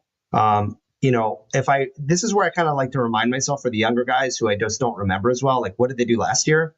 And Olson last year, very similar to what we've seen this year. I mean, we'll flip back over to 2025 in a second, but K percentage is not super high, 22%. It's not nothing to write home about. It's not like 30s or high 20s, but it's not terrible, 22%. Sierra and XFIP that are decent. And so far this year, if we go back to 2025, we can see he's basically looking the same as last year, almost identical numbers, right? And he's going up against the Twins. The Twins have been really very lackluster so far this year. We know that they've just been a team that's off to a really not a great start. They've K'd not a ton, 20%, which is about how much he K's anyway. And then from a just offensive output standpoint, bottom half. So, and then from a true average standpoint, Olson is a little bit better against lefties and righties. And from a range of outcome standpoint, we already saw before, he has a really strong 2x, 3x. So, if you're playing an SP2, I think you're definitely considering Olson, and we'll talk about Festa next, who's across him. You're thinking about Olson, Festa, and you're thinking of Newcomb, right? Newcomb is probably the pivot off Olson and Festa, and probably the reason Newcomb is not that owned is because people are saying, well, I might as well just play Olson or Festa, right? Yeah, I mean, I'm still surprised. Like, the White Sox are a meme, right? Like, they're like, people literally make fun of the White Sox all the time. They don't make fun of Detroit or Minnesota the same way. So I mean, that ownership that's on David Festa right now, 17%. I think that probably gets split in half between him and Sean Newcomb. That being said, none of them are high enough owned that I am really making any decisions off of them, like, based on that ownership. Yeah. Olson, he's fine. Like, he's good. It's really a matchup thing here. This is kind of, if we were to expect him to perform X, Y, or Z towards his average, this is about as average of a matchup as it's going to get. He has a strong true average. He's too cheap. I think that he's probably about $1,000 too cheap. Same with Festa. I think both those guys are about $1,000 too cheap. Whereas Newcomb is probably maybe $500, $600 too cheap, I think. So, from a Paydirt oriented standpoint, I think you're really looking at Olson and Festa as the SP2, and you can mostly ignore ownership because I do think that Newcomb is going to come up a little bit and Festa is going to come down. Yeah. Festa, who I know Gordy just mentioned in the chat, he's nervous about Festa. Is let's see what Festa done so far this year. Festivus for the rest of us. Has he even gone this year? I don't even see him on here. He Nothing. hasn't gone this year? No. First start. Oh, this is the first start. So do we think there's any restrictions in terms of his leash or anything like that? No, probably not. Probably Okay. not. Just first start. So let's look at I have him. I do have him for between like 4.5 to 5.5, which is I guess a little bit lower than what I usually give people. But he was never a long starter anyway. Yeah. So I mean, Festivus was fucking better than I remembered, honestly. I mean, this is last year, right? But look at him. Like, these are good numbers. I mean, they're better than Reese Olson. I mean, a little bit better. Both XFIP and Sierra a little bit better, and his K percentage is substantially better. It's 27% versus 22%, right? So it's hard not to like that. The issue with Festivus is he's facing Detroit. And Detroit has low key been good this year. I mean, I don't know why we're surprised. I mean, they made the playoffs and made a nice little run last year, but they're the best team against righties so far this year. I mean, they've had the best offensive output, right? So, I don't know. I mean, I totally get that Festa was good, and I don't disagree that from a value standpoint, it's really attractive at 6,500. But man, I have a little bit of a hard time clicking him against Detroit when we have Newcomb for $200 cheaper against the White Sox. I don't know. I mean, I get it. Maybe I'm over. I mean, the sheets take into consideration the matchup, so it's not like the sheets don't know Detroit has been good so far, right? Yeah. But I have a little bit of more caution than like this 2x, 3x, 4x really jumps out. But I don't know, if we'd had no alternatives in Olsen or Newcomb right next to him in better matchups, I'd rather attack Minnesota or the White Sox than attack Detroit right now, especially given it's Festa's first start. I don't know. First starts can be wonky. Yeah. I'm gonna read off some stats here, okay? So David Festa, 28% strikeout rate. This is all reading from the back end, so this is how the models run. 28% strikeout rate, 9% walk rate, 227 true average, one of the better ones on the slate. 410 X slug, 240 expected batting average. Okay. I'm now going to read off the stats for a pitcher who is over $2,000 more expensive. 29% strikeout rate, 7% walk rate, 251 true average, which is worse, 410 X slug, and 220 X batting average. Those are the stats for Nick Pivetta at 9,100. Yeah. So same pitcher for the most part, but you're getting, $2,500 off. With Festa, it is very, very clearly the models respect Detroit. Otherwise, he would project even better than he does. So the models respect Detroit. That's why he only gets a projection of 16. I would think if he had a lesser matchup against a team that wasn't fucking so hard in 2025, he would be up there right next to Yamamoto and Nola. So he is, from a baseline standpoint, the best SP2 on the slate and likely somewhere around $2,000 underpriced. But we do have a hard matchup. So that it's one of those things where if he did not have that matchup, he would be the de facto SP2 on the slate. But because of that tough matchup, we're going to get an ownership discount in larger fields. I think he makes for a really, really strong play. And like I said, I do think, because you keep mentioning Sean Newcomb right there, people are going to see the matchup against the White Sox or the matchup against Detroit. They're going to weigh these two guys next to each other, and they're going to say, I think I'm going to click Newcomb. It feels safer. And he's $200 less expensive. Festa versus Newcomb is kind of the same thing as Yamamoto versus DeGrom. It's the same thing. It's for SP2s. Yeah. So I think more people are going to click on Newcomb. I'm going to make the call here that Newcomb's going to come in at 20% owned and Festa's going to come in at 10% owned. I don't think people are going to go Festa. Yeah, I just don't. We haven't done construction yet. I don't know how bats are priced, so I don't know if there's enough value in the bats, people might just go Pivetta, DeGrom, and call it a day, or and then all these value guys aren't going to be that owned. Yeah. If the value guys are owned, I don't know how they get split up. I mean, I would still think that Olsen would come in at more than Festa and Newcomb, but I agree that Newcomb won't be like unowned. I think Newcomb will come in. I don't know. He'll be a little more owned. I don't know if he's gonna be 20, but I don't think he's like. It's like too sneaky for him.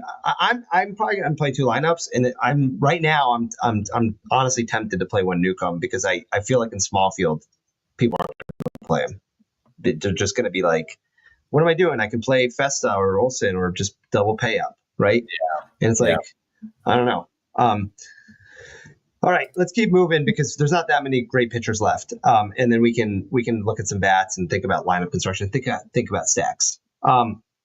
So next we have Nola going against the Cards. Nola so far on. Let me go back to 2025 because he's already had a few starts. Nola on the year is doing well. His K percentage hasn't really jumped up yet. But he looking good. Last year, just for context, Nola's K percentage was also like 24%. Nola, he pitches to a little more contact than I think people maybe think of because he throws like some stuff. He throws that curveball. And you see those guys kind of look stupid when they miss. So you're like, oh, he's this huge strikeout guy, but he's not like a DeGrom or Yamamoto. Like he does K people. Like he'll have the occasional 10K game, but he's not like a guy who's gonna, on average is gonna K that many dudes every single game. The Cardinals on the year against righties are, not doing terribly. I mean, again, I keep saying the same caveat, but we don't have a huge sample. But top 10 offense and lower third K percentage. From a true average standpoint, the sheets think Nola's pretty strong. He's in the in the bottom group here. And then if we look at his price, he's at 9,500. So he's kind of like between. He's the same as DeGrom, and he's a little more than Pivetta, and he's 200 again cheaper than Yamamoto. So the sheet seek he's a really, really good play. He's a very interesting pivot, given he will be. Oh shit! Okay. For a second, I thought this game had postponed. It's like we're wasting our time, but it's not. It's Toronto, Baltimore. So same. Yeah. Anyway. So yeah, I mean, I think Nola is from a range of outcome standpoint, he looks really good. I mean, he's got a really high median, a really high ceiling. He's got a top percentage finish that's the best of the bunch. And I believe he'll be very low owned. I mean, people are gonna in this 9K to 9,500 range. Like everyone's gonna play better Grom. Some people might play Yamamoto. I don't think a whole lot of people are playing Nola against the Cardinals. The Cardinals are nothing to write home about. I mean, like I just showed, they haven't been terrible, but they're not like a scary team by any means, right? So I think it's a really interesting pivot in that higher mid range price range. Yeah. Go ahead and refresh the models. I removed that postponed game, Toronto, Baltimore.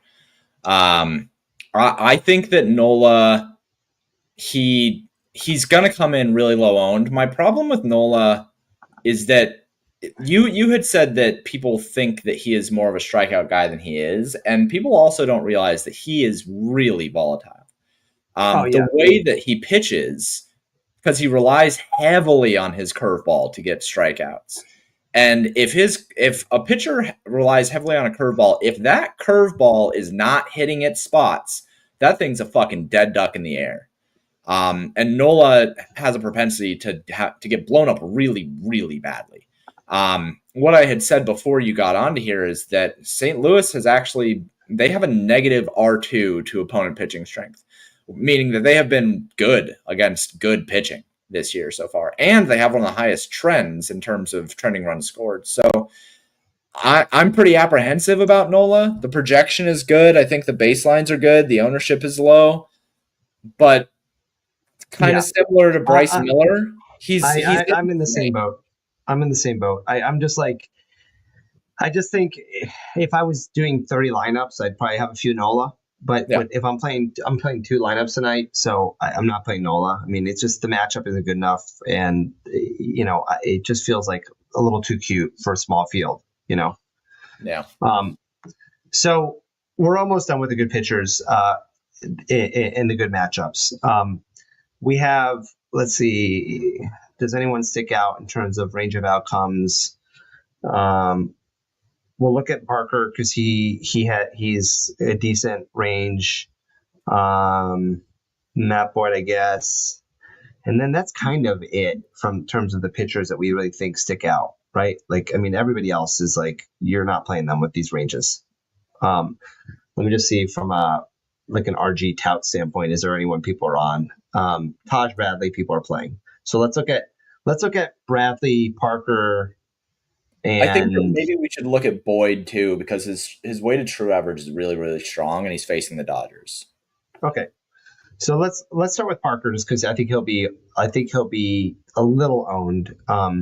Maybe not, but he had a really good start recently, if I remember right. And so Mitchell Parker is a lefty, right? He's a lefty for the Nats. Sheets loved him last start, and people were like, no, or 1 or 2 starts ago, and you were right.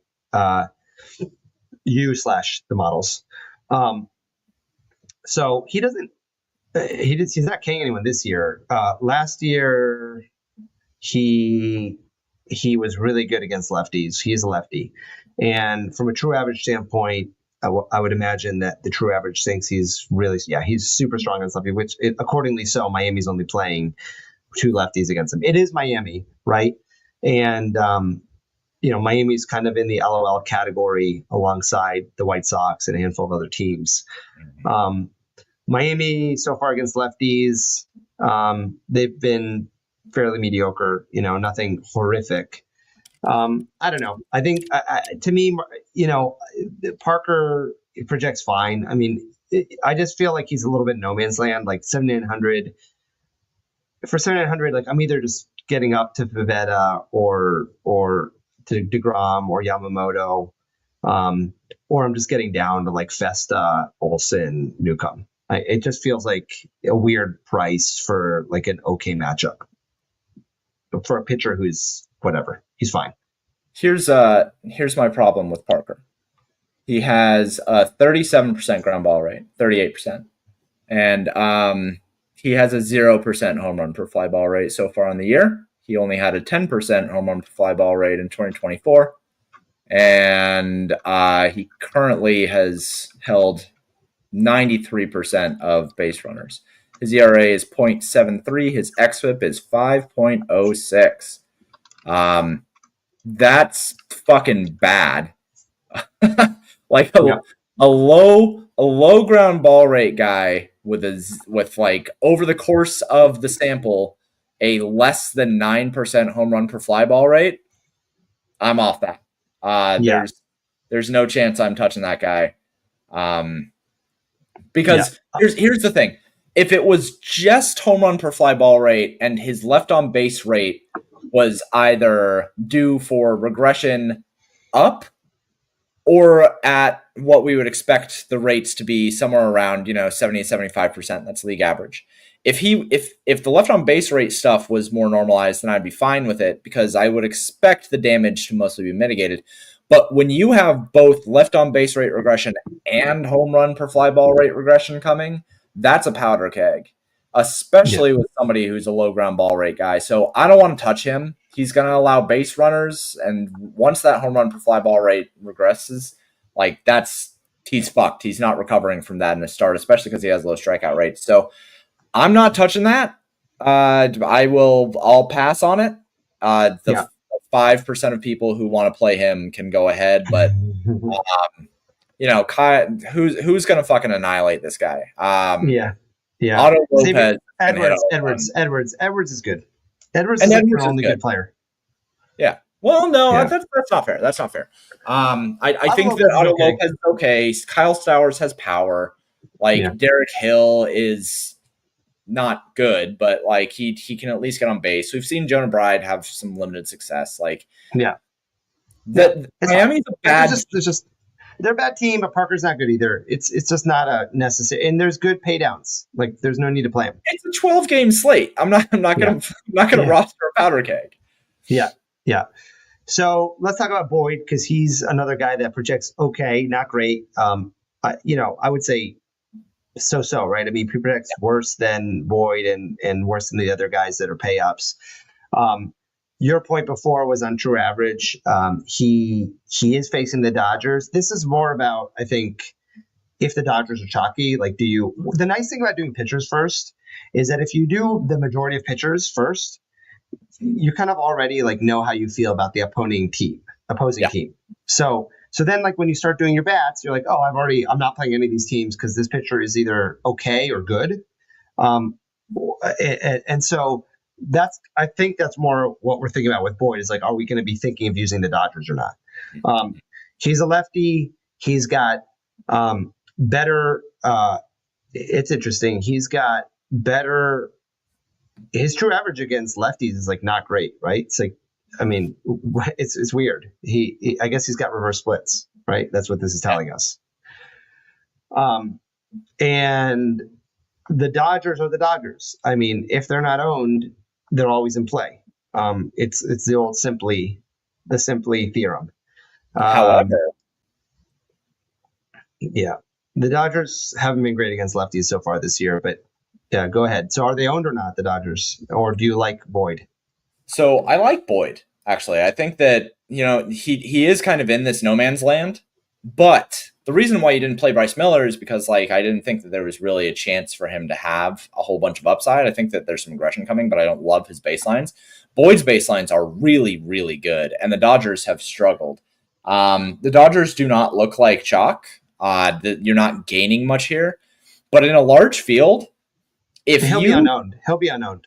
yeah, if you don't quite have the money to get up to, a DeGrom or, get up to a Yamamoto or something like that, or even a Nick Pivetta, right? Like if you don't quite have the money, I think Boyd is a completely viable play. He is really, really good against righties, per true average. The Dodgers have been not good against lefties, and that makes sense because if they're really, really strong players are lefties. So I think that he's in a pretty interesting position here at 8,300 for large fields. Yeah, yeah, he'll be extremely low owned. So to your point, for larger fields, if you need like an off the radar pitcher who's been surprisingly good against a team that, even though they're great, hasn't been that strong against lefties so far. I mean, you'll get him essentially zero owned. So Like, he does well. Say if you start with like Pavetta and the Mets and you needed some leverage, I think he makes for a really interesting leverage piece in terms of an SP2. Yeah, I think that's fair. And then the last one, let's talk about this Taj because he's owned. So Taj Bradley is playing against who? The Rays are playing against the Braves. It's interesting that he's owned. Yeah, I don't know why he'd be owned. That's weird. Yeah, I mean, he's owned because he's K'd a ton of dudes. He's 32% K rate. He's had two really good starts, right? So let's look who's played. I think one of them was against the Rangers because I may have rostered him. Let's see if I remember right. Yeah, Rangers. So he got actually fucked up by the Rangers. He had a great start against Colorado, who's the shittiest team in the league. Apologies to our Colorado friends. And he got hit pretty bad against Texas. Last year, let's take a look at Taj Bradley last year. So last year, Taj was strong, 27%, and a good SIERA and XFIP. And then from a career split standpoint, let's see how splitsy he is. He is better against lefties, so he's a reverse splits guy.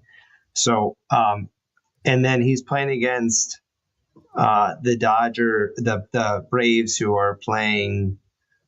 Yeah, I mean, I don't know. I don't like it at ownership. I mean, like the sheets certainly don't think he's a good play. I don't know if he's going to be super owned, but he's listed as like a top 5 pitcher by Roto Grinders, which is usually an indication that he'll be at least owned, somewhat owned, right? And he is. I mean, he's listed here as 11%, 10 to so he'll be.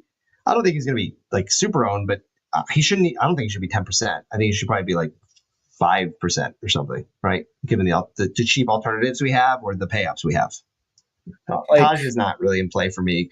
I totally get the Braves have struggled, but they've shown signs of life in the last few games, yeah, and the Braves are not going to be a shitty team. Like the Braves are going to be a decent team.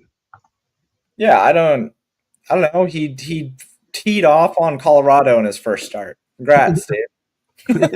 Yeah. And then he struck out a whole bunch of guys who we just said are not playing well. But oh, look at that! Also, he gave up a whole bunch of runs to him, and he had a 7.2 walk per nine. Like, I don't know. I wouldn't play that on the it's 12 game No. slate. Why would I play that guy? Yeah. So I get it, I guess, from an upside perspective, maybe. What is his projection? Like, what is his median projection elsewhere, I guess? Because my median Elsewhere, is 13. I don't know. Let me check. I don't use anybody else's projections. It's 16 for Roto Grinders. Yeah. So they've got him up here. I'm sure. Yeah, I wouldn't play him. Yeah.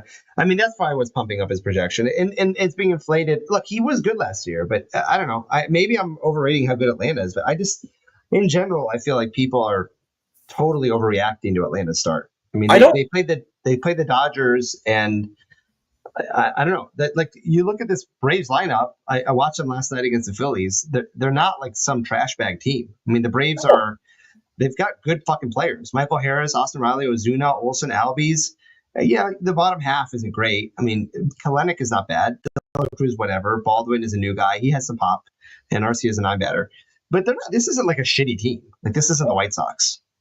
No, I think that Taj Bradley is fine. He's good. He's talented. It's just it's a 12 game slate, $8,700. I'm just not going to play him against the Braves, especially because it's a really good hitting environment. Like, everybody's like, oh man, we have to play all these hitters in Sacramento and for the Tampa Bay ballpark, and rah, rah, rah. And then they're like, oh, but we're going to play Taj Bradley, and I don't get it. I mean, one of the nice things about big slates, a 13 gamer, is like half the battle is just avoid the minefields. Yeah, like just don't you don't have to get that fucking weird in a 13 gamer. It's the ownership will be a little more diluted than normal. Yes, DeGrom and Pivetta will be chalk. But like, you could play DeGrom Pivetta probably pretty safely and play a leverage main stack in a small field, and you're fine, right? Or pivot off one of them to one of the players we talked about. Pivot to either Newcomb or Olson or Festa, or pay up for Yamamoto or Nola, right? I don't really like Nola a whole lot, so I'm probably Yamamoto. But just this is just like a broader point. Like, I think people are often trying to. I'm more into finding super duper sneaky stuff in smaller slates where you have to find weird leverage. On a huge slate, you don't have to get super sneaky. Like, just don't do stupid shit, right? That's all. Yep, that's all. So let's talk about some bats now, because I want to look at bats, and I also want to. So I've gotten some DMs in the Discord of like, can you show me how you hand build using your pitchers?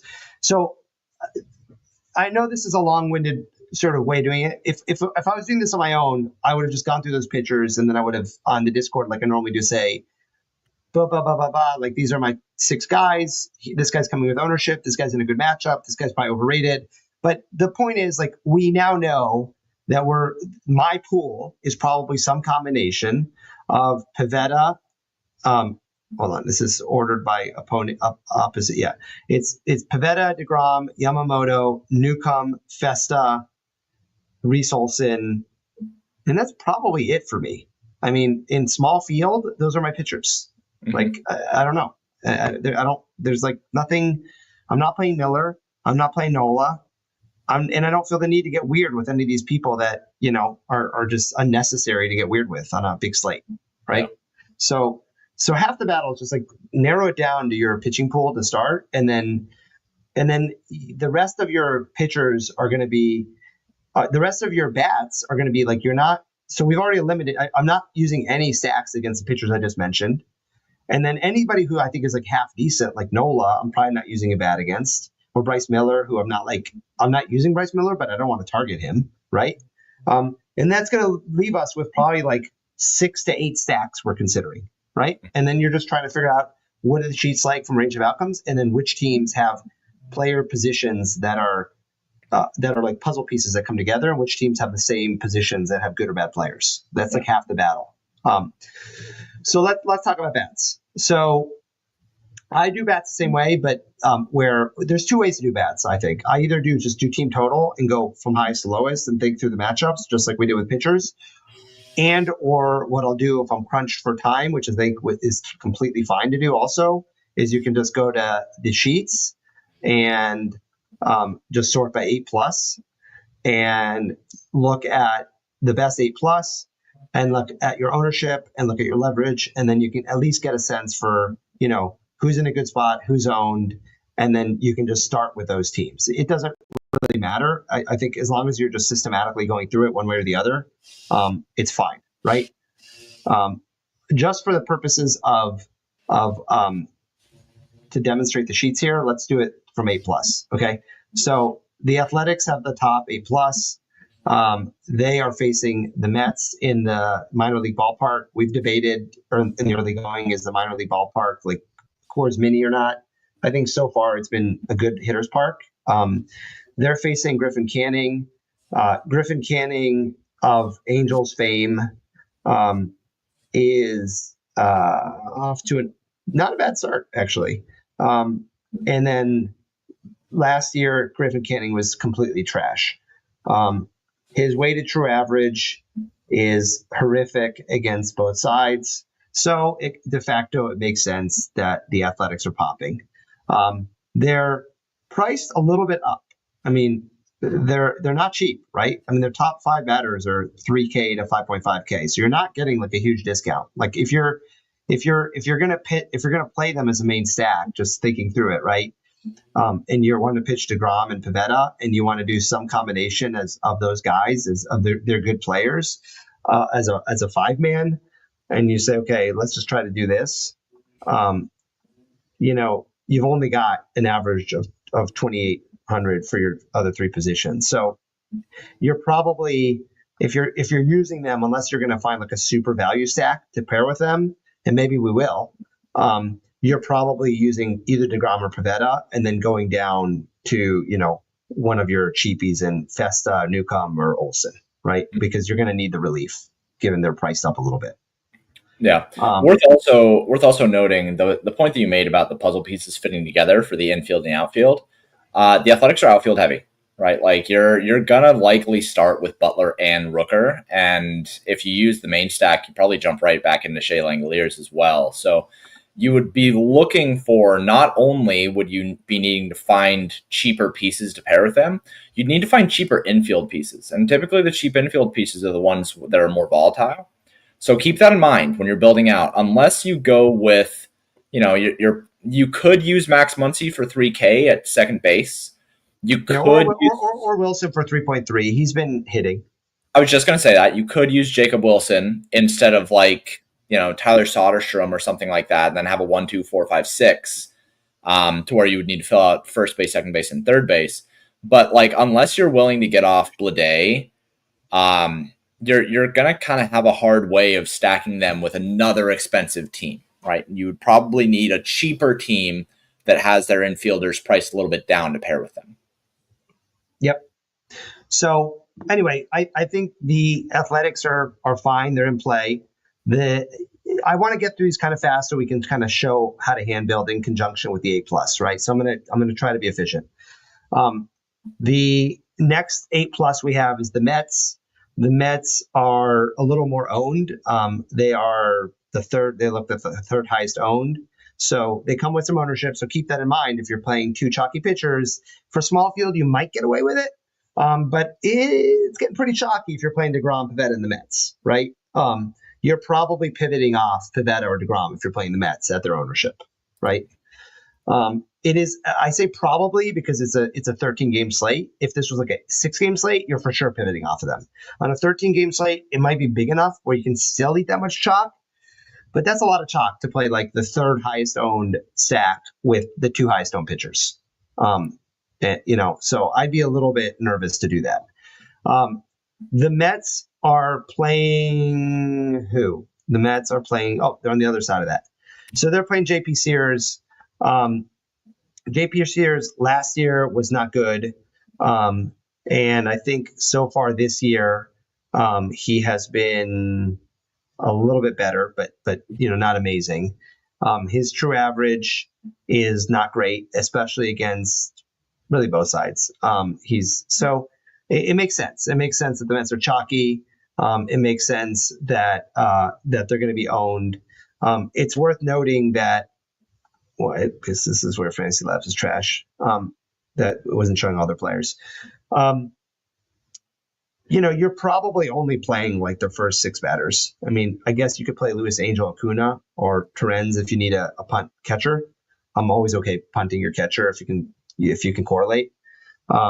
But again, 51, 62, 57, 39, 42, 4K. You already know if you're using them, you're not using DeGrom and Pivetta probably.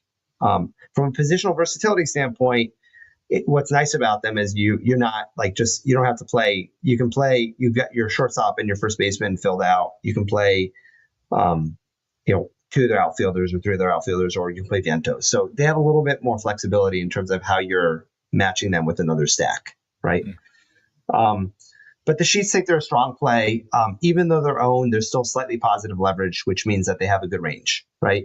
It's a way of the Sheets telling us this isn't terrible chalk. Because if it was bad chalk, their LevX would be negative at their ownership, right? Next, we have the Yankees. The Yankees run totals lower than you would expect given their 8+.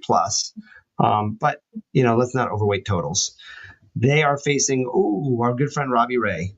And they're at home, huh?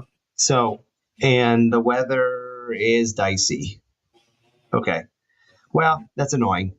Yeah, we probably skip this one. I don't think they play this. Okay. Let's skip them because I'm not playing a dicey weather game on a 13 gamer. I'm just not doing it. You can consider Aaron Judge, but otherwise this game is a wash.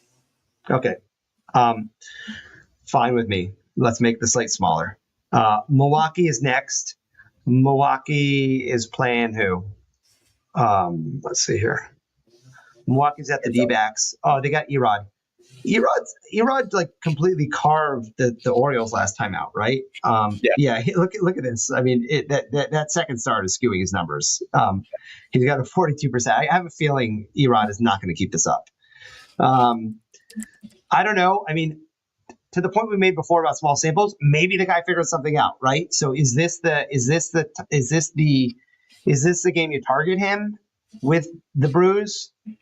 I don't know. I mean, he's coming off like a super good start against a good team in the Orioles.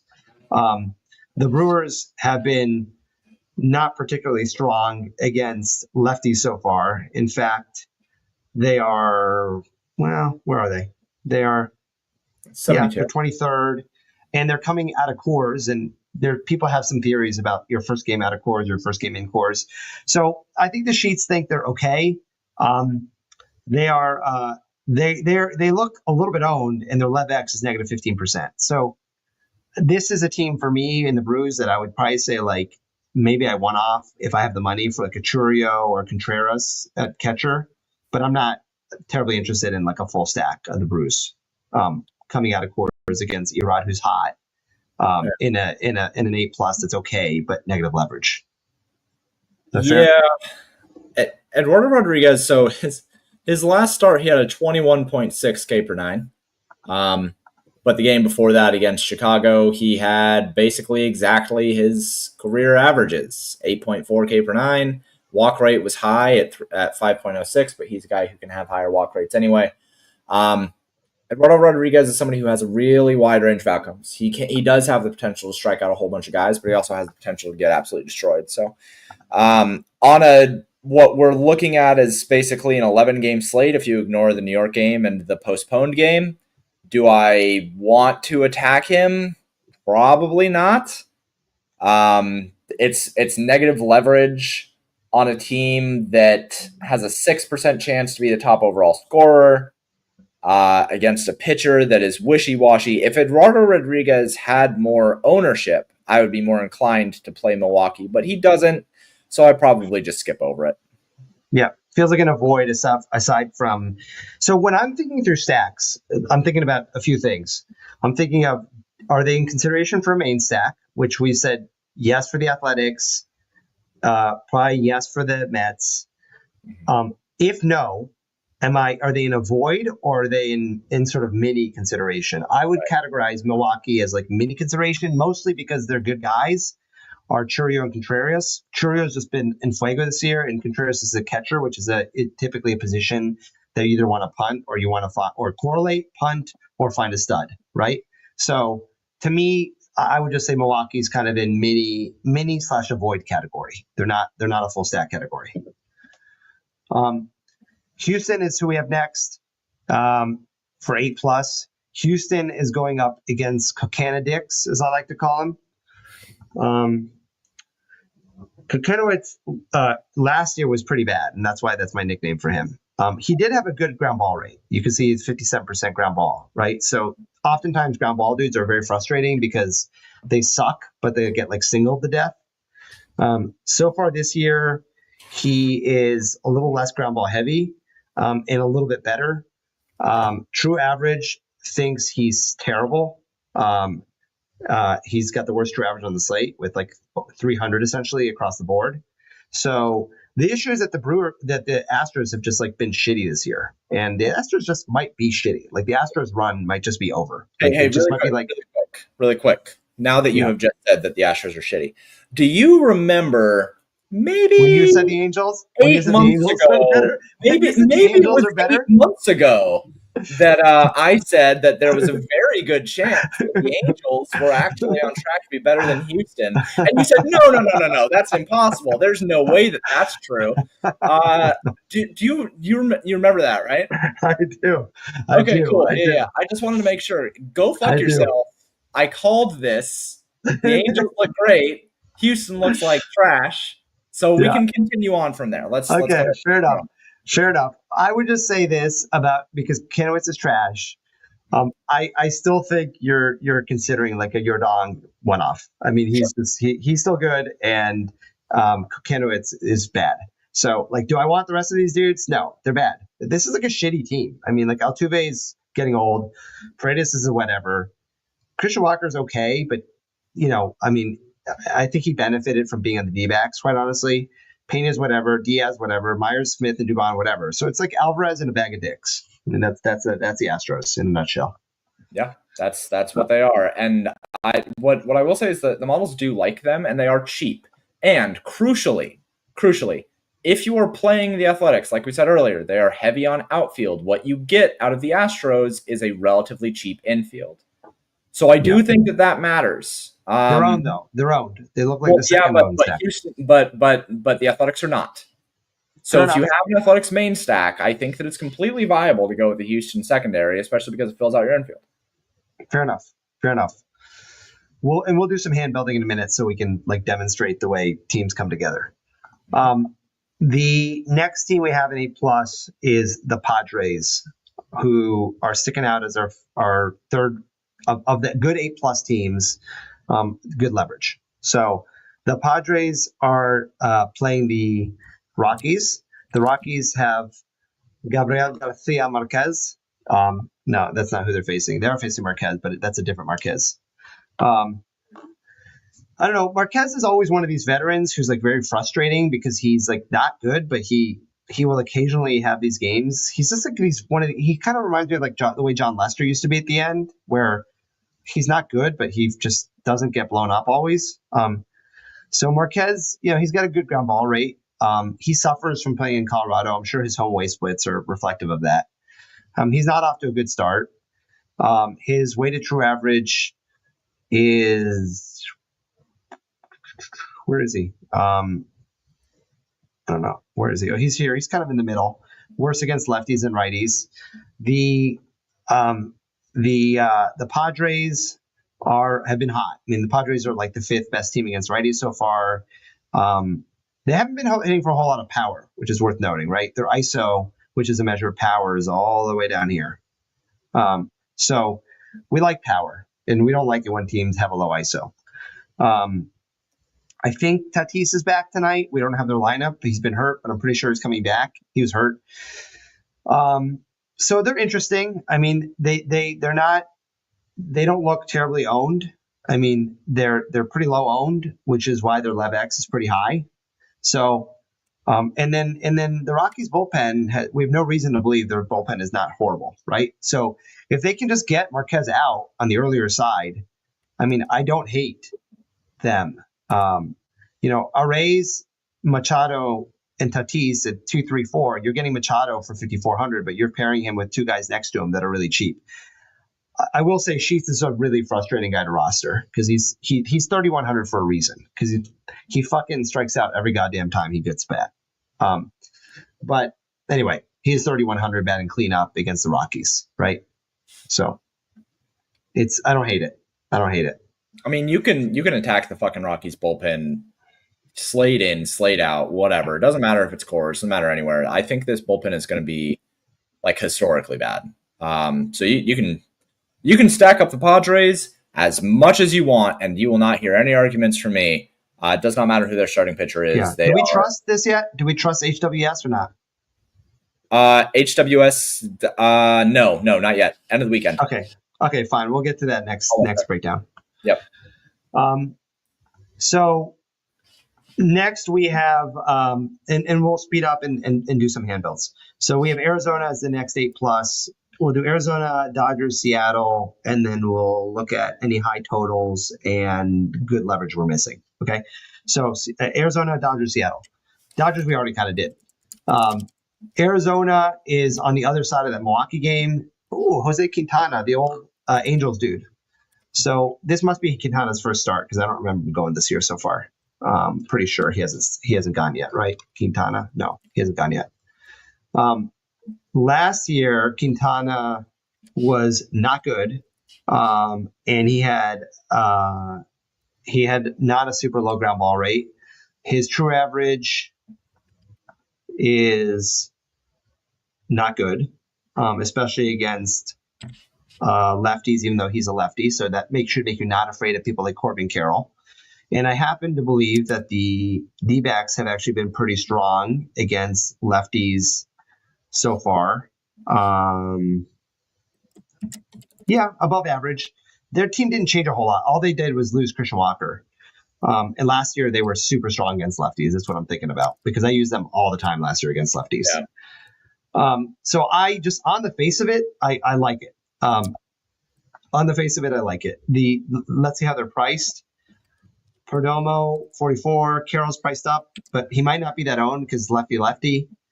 Gurriel, Grichuk is worth noting. He may get subbed out because they pinch him against righties all the time. They'll pinch Pavin Smith for him in like the 7th inning when the Brewers bring in a lefty. So yeah, I don't hate it. And Eugenio cooled down after his crazy start, but he was off to a really good start. So I don't hate it. They look not terribly owned, which is kind of surprising. Which, and the sheets basically think they're okay. They're neutral leverage. So I don't hate it. Let's just keep moving in the interest of time. The Dodgers we already talked about. I think the Dodgers are more of an avoid. I totally get people's desire to play them, especially when they're not very owned. But we talked about Boyd being a sort of a stronger play than might be obvious to the eye. The Dodgers 8+ is like middling. I don't know that I believe they're going to be this low owned. RotoGrinders has them as the second highest ranked stack. So people often will find a way to sort of force the Dodgers. The only reason they might not be that owned is because people want to pay up for Pivetta and DeGrom, and these guys are pricey. But I don't feel the need to like force the Dodgers tonight. Just play late slate and play the Dodgers on late slate if you want, or play Boyd as like a low owned pivot. We talked about that. Yeah. Next we have the Mariners, and so the sheets. This is like a large field, small field thing, right? The sheets love the Mariners, and I just think for large field it makes them a really interesting play. right? Because DeGrom is going to be like 60%. In larger field, maybe he's 50%, but he's going to be super owned. So in large field, if you fade DeGrom and play Seattle, like for large field, and Seattle knocks him around, you're in good shape, right? But it's a purely large field play. Like for me, they're out. Like I'm not using them in small field.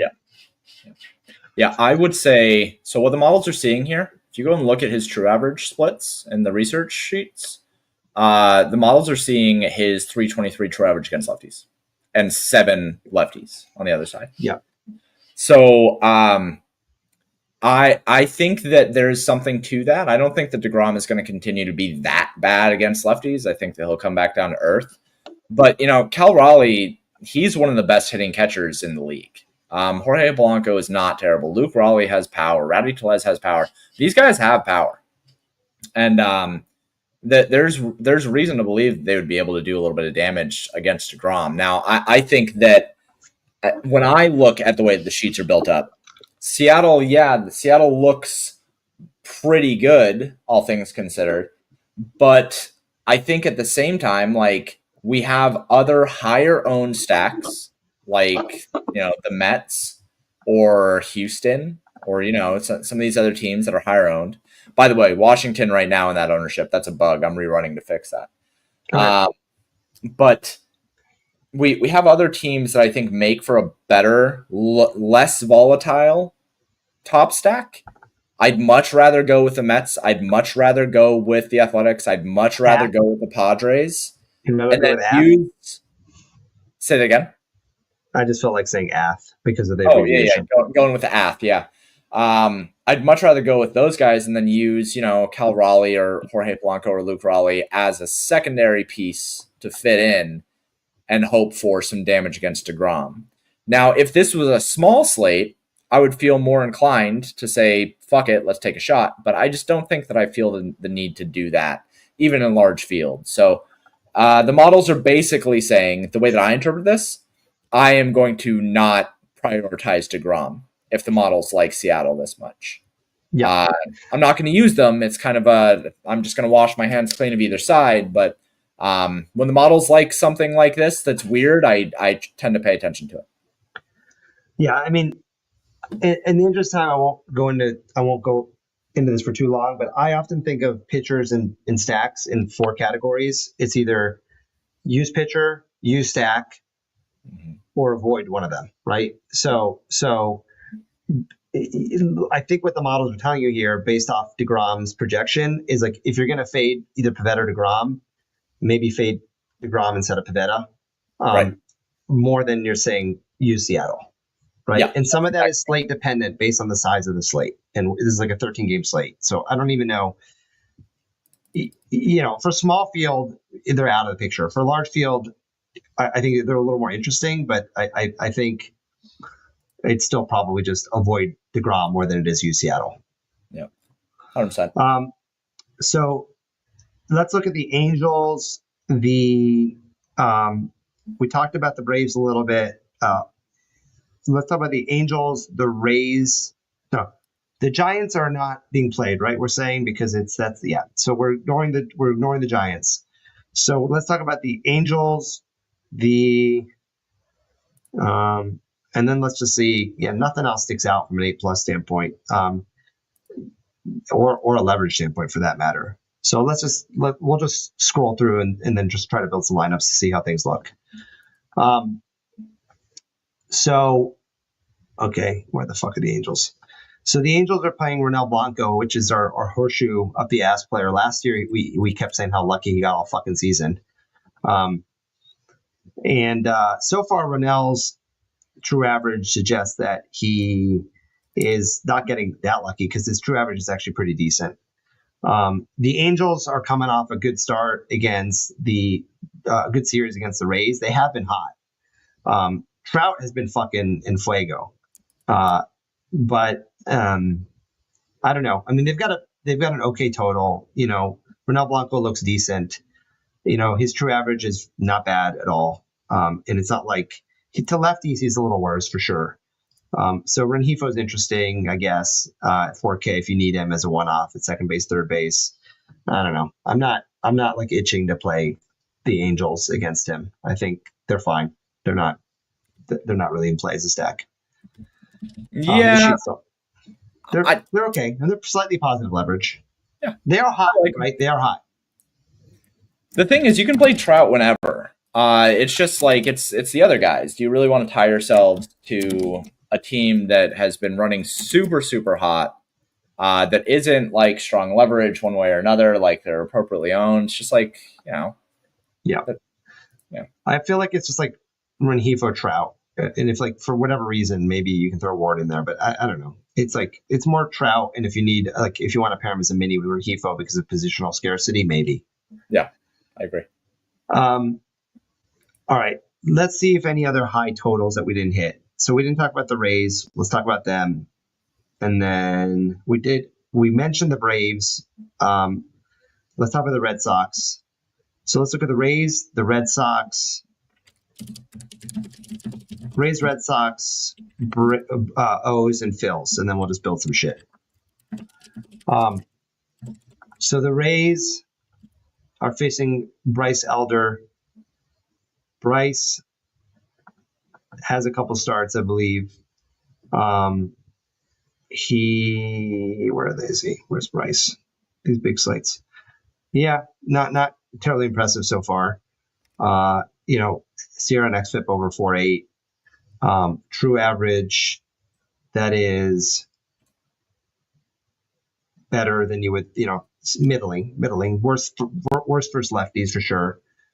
And I get it. I mean, they're not super expensive. This is kind of like what the Rays have been all year. Like they've been like a team that's been not expensive enough to ignore, but not good enough to like prioritize. Mm-hmm. So like Brandon Lau is a good second baseman, lefty, and with a good splits matchup against Elder.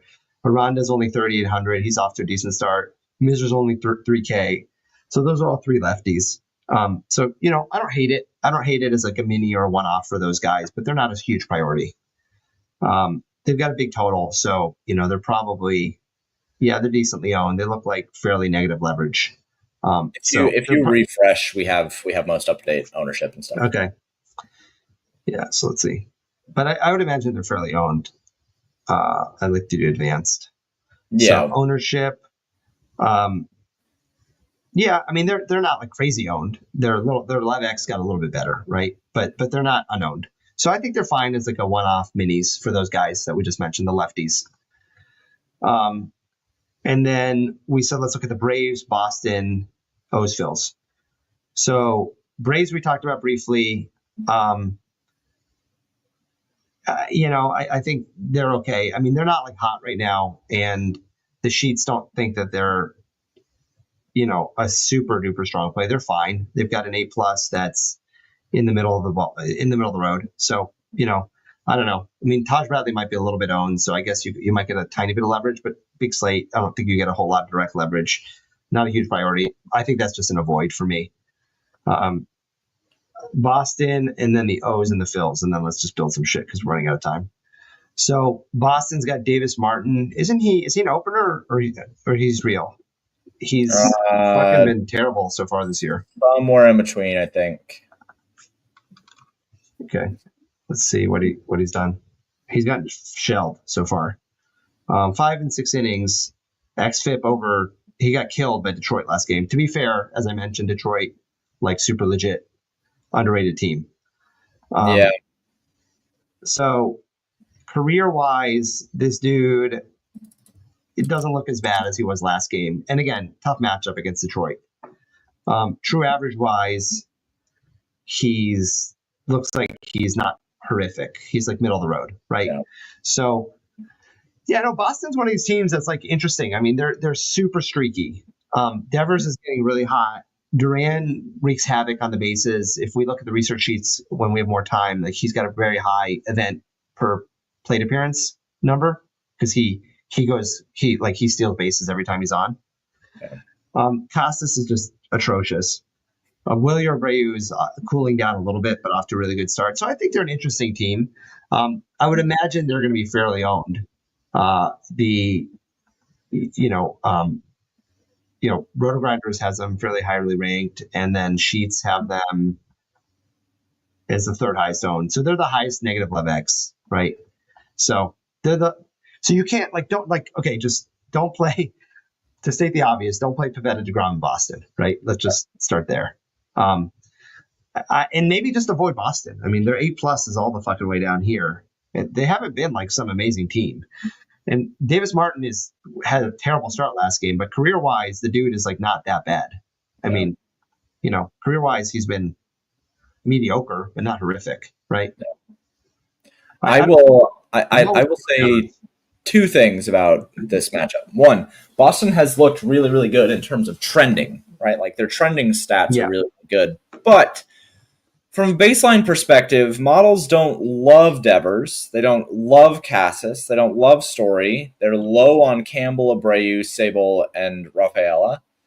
The baselines for the hitters just aren't really all that strong. And Davis Martin, while he has been really bad to start the year, he had to deal with the Angels, who are really good, and Detroit, who's really good. So he's had a really, really hard start. His left-on base rate is 59%, which is too low. That's going to come up a little bit. He likely regresses back down to being just like a mediocre guy. So I'm going to side with the models on this one. I think that they're probably rating Boston a little bit too low. I expect over the next couple of weeks when we flip to full 2025 data, Boston's going to look better. But right now, man, the baseline just aren't that strong. So I'm fine with saying, like, right now, Boston is just straight up avoid. Avoid and I would say for small field, I don't hate you if you play like Devers as a one-off. Right. You can play Duran. Like he's a really, really good one-off. Yeah. But I wouldn't stack him. Yep. Let's look at the O's and the Phils, and then we'll see like how some teams look together, because essentially we've reviewed almost everything that matters at that point. The O's and the Phils. So the O's, what the fuck? Why are they not showing any players? This is because they're canceled. That's why. Okay. I was ready to blame Fantasy Labs. That's the risk when you use Fantasy Labs. You never know if it's like the interface or I'm gonna ride it till they die, dude. Palante against the Phils. So Adrian Palante is he's off to a really good start. Damn. I mean, one start, right? But like shit, look at that. He who did he do that against? Let's see. This is where matchup sometimes matters when we're talking about a 9-inning sample. Yeah. Well, that's interesting. Look at that FIP compared to that XFIP. But anyway, he played Minnesota, who sucks, and then he had like an okay, not great game against Boston. So I'm not scared of Palante. His true average is not great. I mean, bottom half. From a career standpoint, let's just look at him real quick. Splits wise, career. Usually true average is going to show you, but he's got a really low home run per 9. So he's like sub 1. So I guess he's maybe a ground ball guy. 78% ground balls. That's a heavy ground ball rate. Yeah, that's crazy. And last year, 62%. So yeah, I'm not interested in the Phillies with those ground ball rates. And with an 8+, that is all the fucking way down here. Yeah, so yeah, they're just an avoid. So that's pretty much every team that matters, right? I think we actually did every team essentially. So now let's look at let's demonstrate some builds just so that I'll do a different live stream where I'll just do all this shit really fast at the beginning. Just say here's my pitching pool, here's what the sheet's like, and then we'll just focus on hand building. Just do a purely an hour of hand building, right? Because we don't have that much time. I need to build 2 lineups and locks in 45 minutes. So I'll just do a couple examples. So let's say we did Pavetta, and I know I'm going to need some salary relief based on the teams I liked. So I'm going to let's go back here and look at pitchers. And let's look at 2X. Fuck. Let me do pitchers. So Festa, Olsen, Newcomb, I don't feel strongly about any one of these dudes as compared to the other. I guess I would probably rank them. I probably rank like Olsen and Festa ahead of, Olsen and Newcomb ahead of Festa, even though the sheets love Festa, just because I'm a little bit scared of Detroit. That's the honest truth for small field. But none of them are owned enough to make me nervous from an ownership standpoint. So let's just see if we can get Olsen as a start. And if I need to drop down to Newcomb for salary relief, I know he's there, right? And I'm going to go back to so 8+. Usually I have two different tabs open, but I'm just trying to go fast. So Athletics, Mets, Padres are like who I'm considering for small field probably is my main sector, maybe the D-backs too, right?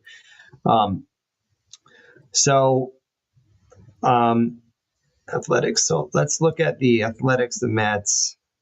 Let's look at the Mets.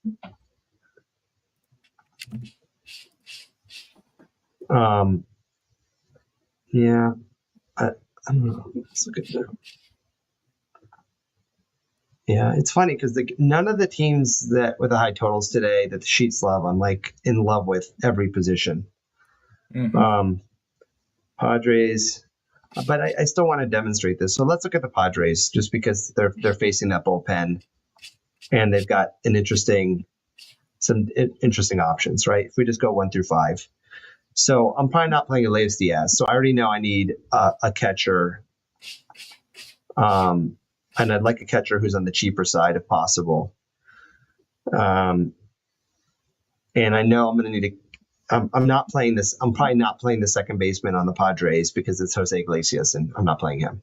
So I know I need a team that's got a cheap catcher or second baseman and preferentially a team that's got two of those so I can play a 2-man or even a 3-man because if I'm playing 5, I like to do 5-2-1, right? Or 5-3. So for second baseman here, what do we got? Yeah, I'm just organizing this by salary. And for catcher, are there any catchers that stick out? And then we'll look at the sheets too to see if anyone sticks out. So this would be nice if I could just do these two teams together, right? If I could just do the Athletics and the Padres. Because I'm already pivoting at one of my pitchers and the Padres don't look that owned. So I feel like I've got a decent amount of leverage. Oh yeah. This is the problem. So you can do something like this, right? And then is there a cheap one-off second baseman? Like you're $100 off from getting Max Muncy there for a 3-man with Athletics. Of which, remember, you can drop down from Olsen down to Festa or Newcomb. You have a little bit more money here than you think.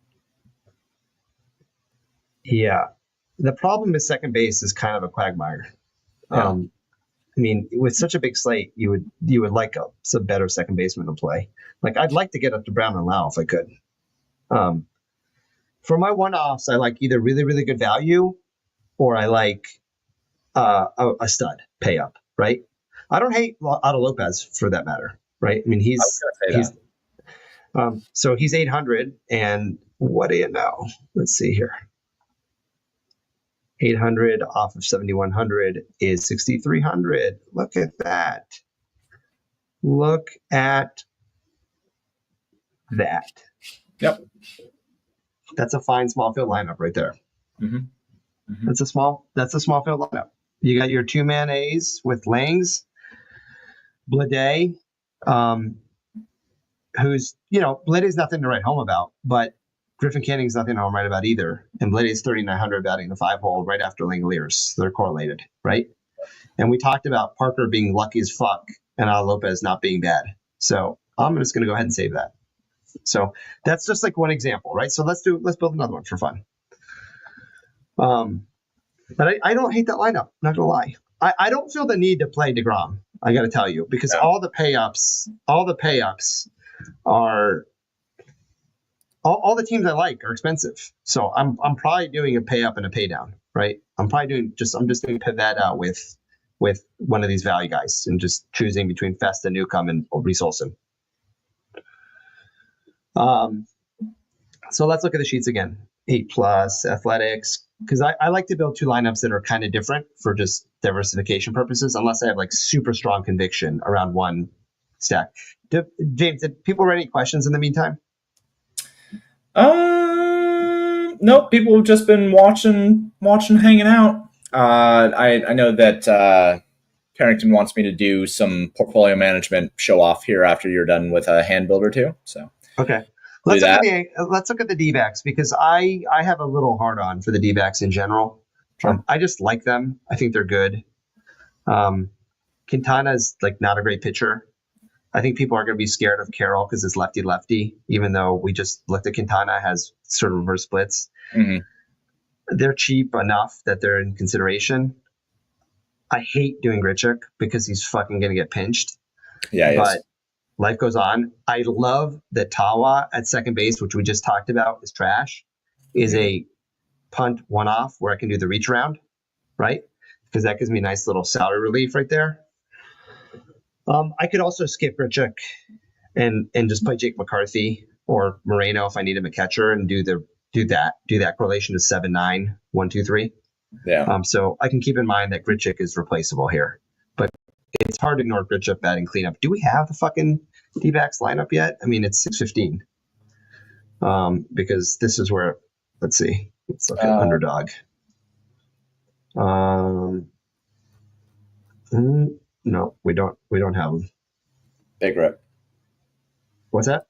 I said big rip. No, we don't have them. Yeah, no, we don't have them. So let's take a look then. So half the battle when you find a team you like is just saying, what position am I going to need from a different team? Yeah. Right?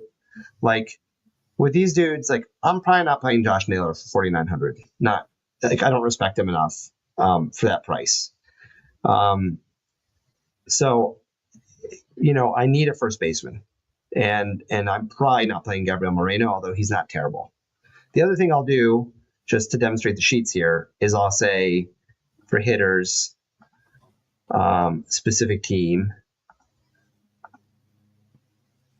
the D-backs, do they love anyone?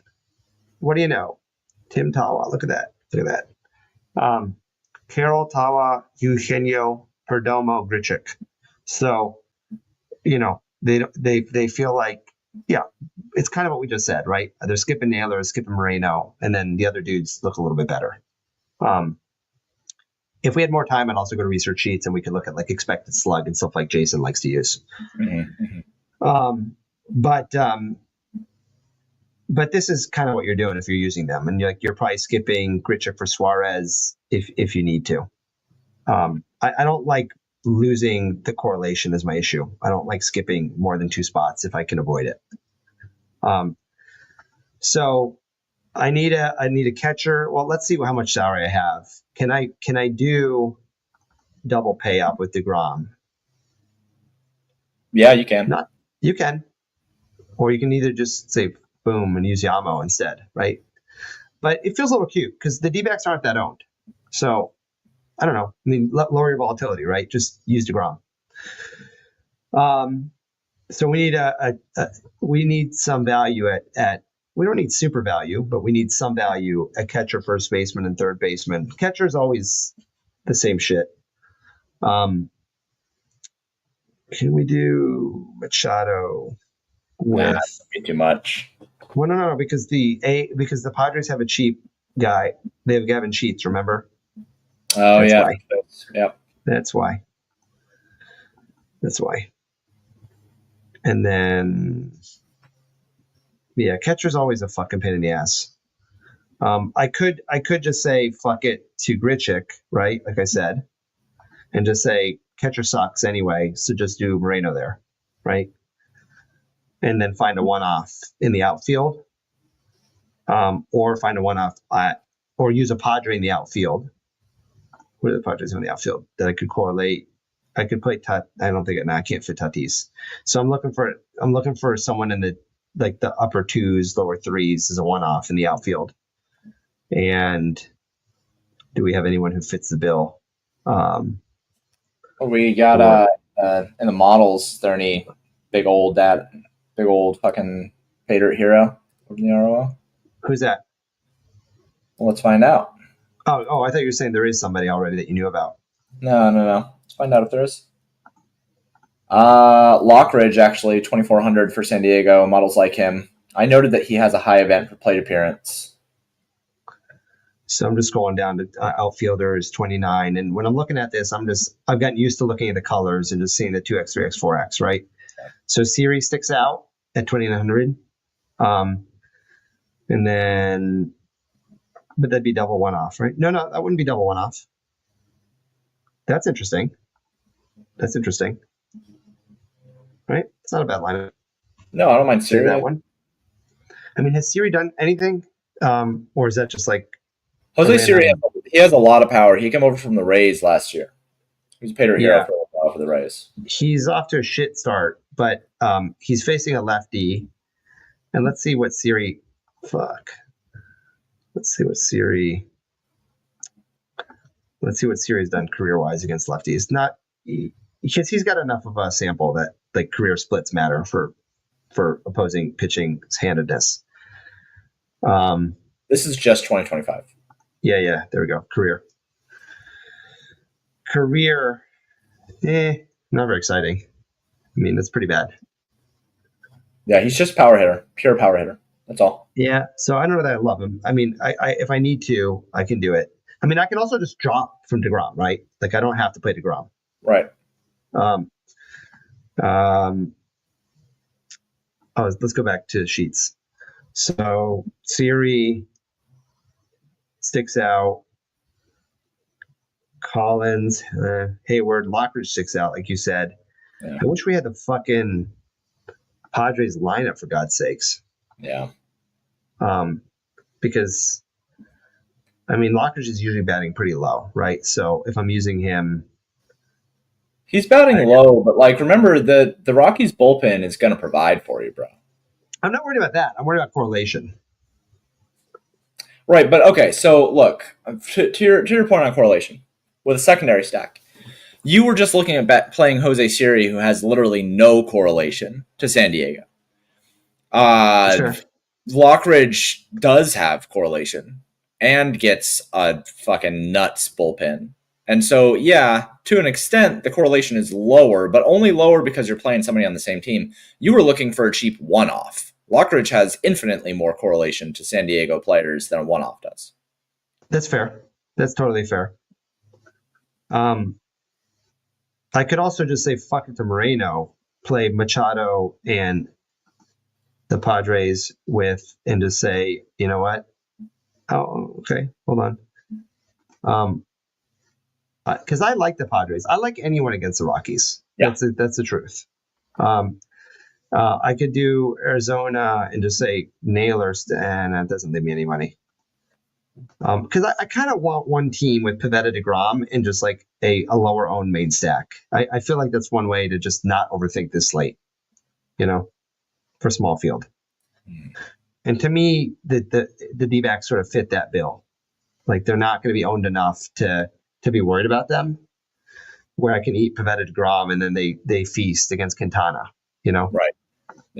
Yeah. I think you play the Diamondbacks with Pivetta and DeGrom. I don't see any, in small field. I don't see any reason to get away from those top end pitchers. Yeah.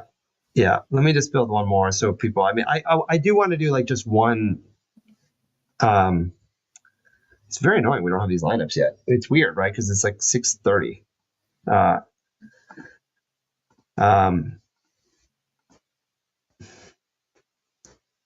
Let's see here. See, and this is a little bit hard because you like an outfield, a first base, and a catcher. Catcher sucks. So what you're trying to do is find an outfield and a first baseman who are correlated and on a team that is going to allow them to be next to each other. Yeah, so I'm running out of salary. It's because I need Grichuk. Yeah, you have to use Grichuk. You don't have a choice. Yeah, see, this is nice. You see this? This is the reach around with Langoliers and Soderstrom. Fuck, what did I just do? Soderstrom is, by the way, like legit. Yeah. And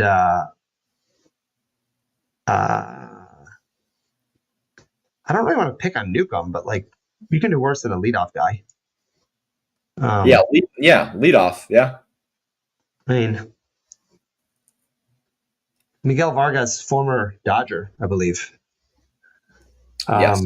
People were really excited Has about it, actually.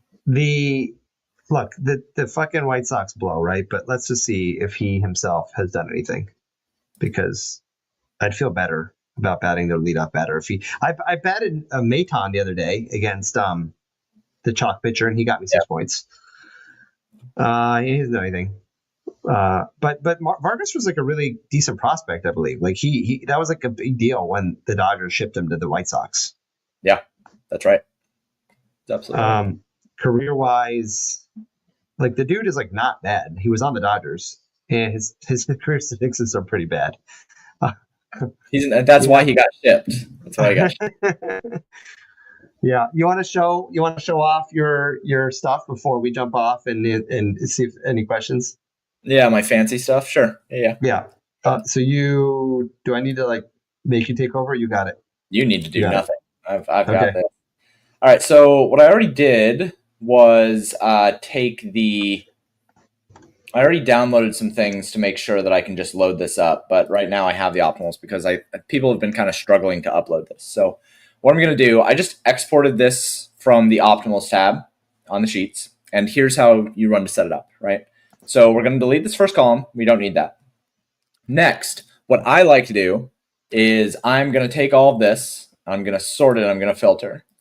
And what I want to filter by specifically is to get rid of any 1, 2, or 3-man stacks. I do not want those. I am just going to highlight all of them, right-click, delete the rows. Crucially, delete them. Do not clear them. You need to delete them. If there are blank rows, then it will fuck with the importer. So then come back here, select all. We're good. Another thing that I do sometimes is with secondaries, remove any singles. If I wanted to remove any complete one-offs, then I could do that. I'm not going to do that today. No, I'm not going to do that today. I'm going to leave it. So then now that I have all 5 and 4-man stacks, rename this to stack. Okay. And then take these, delete, take these, delete. And now we're all set. Okay. So I'm just going to save that. And then what I'm going to do is go over to the portfolio manager. So I already have the salaries. So I'm going to upload those. I already have the projections. So I already have that. And I think that that's most up to date. Maybe it's not. I guess I can go check really quick. Sort these. This is just hitters. All back down. Okay. So then I'm going to download these. Then I'm pretty sure that I already have these, but just for the purposes of showing off what is happening here, I'm going to grab all the way through here, paste here, all the way through here, paste here. And then for ownership, grab all that, paste it in, happy, save, kill this, and then back up the portfolio manager. So we'll kill this, and then we will upload that. And I just did the optimals one, so upload this. Now down here, that says salary because I messed something up, didn't I? What did I mess up here? Oh, wait. Now I know what happened.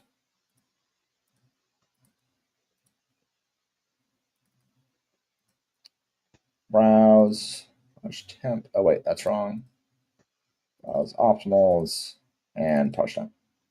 Okay, so down here, if you were uploading projections from another site or from the bat or whatever, there would be player names that you would need to match. So it would go through this matching process, and then you would have to do that. But I don't have to because I'm using my own stuff. So over here, you go to Manage Portfolio, and what happens with this is we are going to be looking at all the lineups in regards to what their edge is and what their finishing percentiles are and all of these different kind of metrics that matter. And what I like to do is try to set up my exports to only have the teams that I'm interested in. So the first thing that I'm going to do here is make it so that it is just lineups that have a salary of 49,000 or more, right? So that's already going to remove a lot of those. The next thing that I want to do is I want to go down here into the player summaries, and I want to take a look and see, okay, what are the kind of lineups? Man, this is really, really spread out. Is there really only 253 lineups here? Wow, that is already really, really low.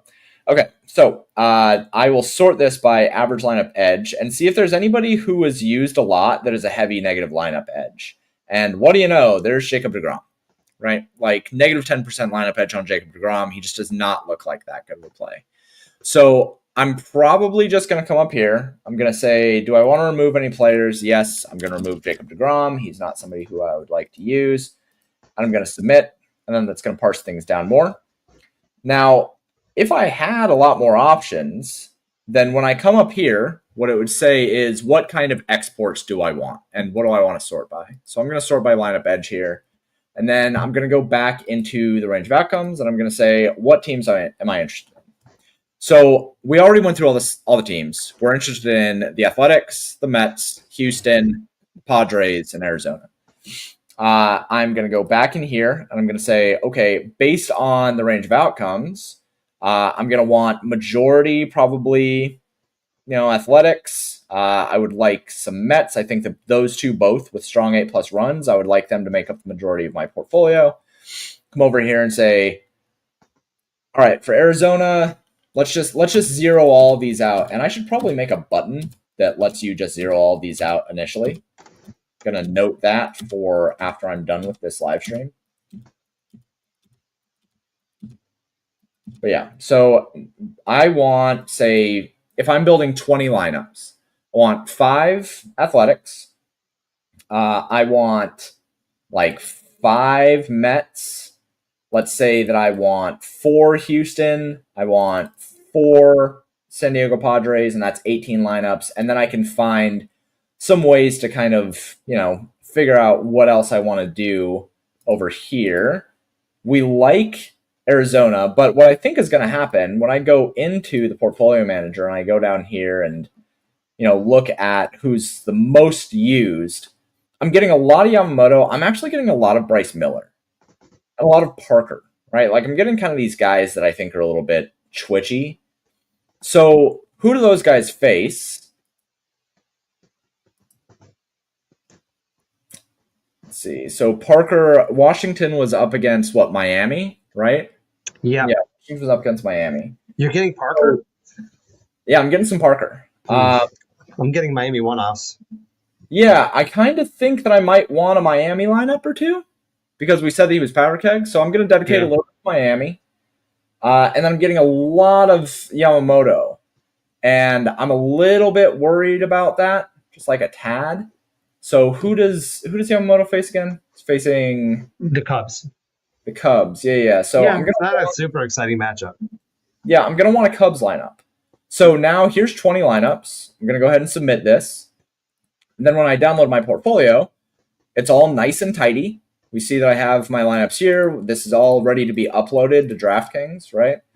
And we can see that since it was sorted by lineup edge, it's only going to give me the lineups that have the best lineup edge out of those groups. So this is kind of like the very basic form of like me using the portfolio manager. What I would do next is I would also want to say, okay, I would re-upload this if I had time. I would re-upload these 20 lineups or the 100 lineups that you export or whatever, like re-upload that and see what pitchers you get the most of. So like just kind of from a high view of this, it looks like we're getting a lot of Aaron Nola. Maybe I would want to get a little bit of hedge and introduce a couple lineups against Aaron Nola, right? Because I want to hedge myself a little bit. If I'm getting a lot of Bryce Miller, right? Like I maybe want to hedge a little bit against him too. Just kind of look at what pitchers I'm heaviest exposed to and get a little bit of a hedge against them. And then I just go ahead and upload. And I don't worry so much about the other things around that. One thing that you should note with Portfolio Manager, if you're using the seed frames, is that if you use stacks against a really high-owned pitcher, there is a non-zero chance that you will have that pitcher against that stack. Like if we have Miami, like there's a non-zero chance that this would have been Parker right here instead of Blanco. Make sure to double check that kind of stuff. I'm thinking about the best way to handle that in terms of reducing that from the seed frames, but make sure you handle that. Otherwise, that's pretty much just what I do. I don't worry so much about the correlations. I just think that the models are good and that they will guide me. Um, so a quick question here that we got. Do I use the contest sims, or is that already baked in the sheets? It is mostly baked in the sheets. I do like using the contest sims for pitchers. I will likely do, like, next week, we'll go over more of my process rather than more of Pablo's process. People were asking about Pablo's process, so this one was mostly about him. Next week, we will go over a little bit more of my process and using things like the contest sims and the pivot finder and stuff like that.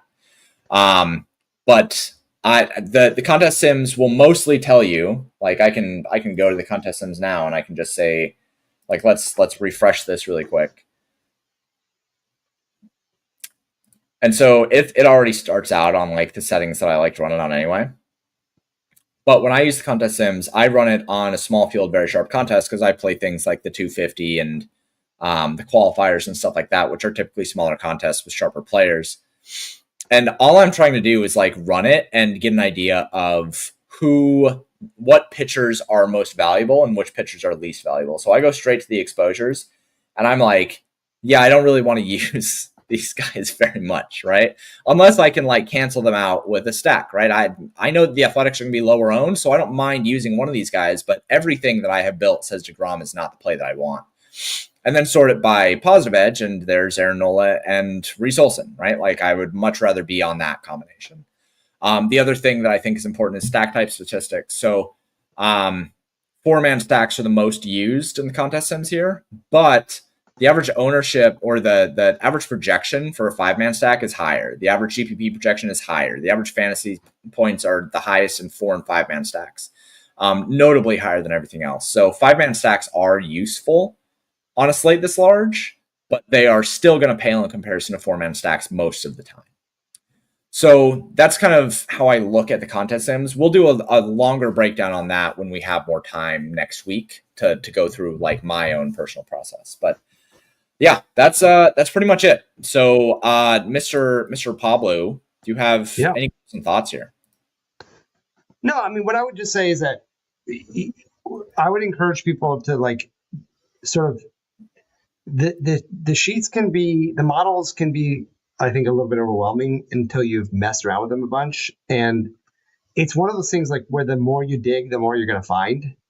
And you just have to, like, get over that initial, especially for a 13 game slate. And it may be easier for people to get used to sheets on, like, a 6 to 8 gamer, which is much more digestible. Yeah. But it's one of those things where, like, just mess around with them, like, sort them by 8+, sort them by LevX, go to second base and figure out which second baseman one off is popping. Okay, what are the minis? Go to the research, look at true average, figure out which team has a bunch of dudes facing a dude with a bad, left-sided true average, and they're facing 6 dudes who are good lefties. It's one of those things, it's very iterative. You have to, like, just keep sort of twisting it and reshaping it, and think of it as an instrument. It's an instrument that, like, the more you play it, the more answers you're going to find, right? Yeah.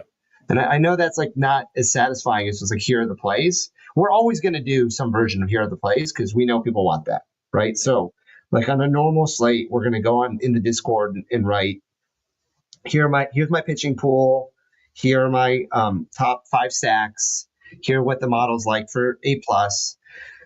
But as far as hand building goes, for me, it's like, I like to get a lay of the land first. Like, who's my pitching pool? What's the price range around them? Who are the stacks? How are they priced? And then once I've kind of got all that in my head, like, I kind of know what the different puzzle pieces are. And that's just, like, working in different combinations of them in a way that feels like it's the strongest with the most upside with the highest leverage associated with it. So I don't know. That's my 2 cents. Fuck, Tawa's not out and not in, so I'm gonna have to redo that lineup. So anyway, that's my parting thought is it's one of those things that it will just get. It's like all of DFS. Like, the more you do it, the easier it gets, and you just have to get really comfortable. Over time, just building and working through different combinations. Yeah, it all comes down to the combinations of the lineups.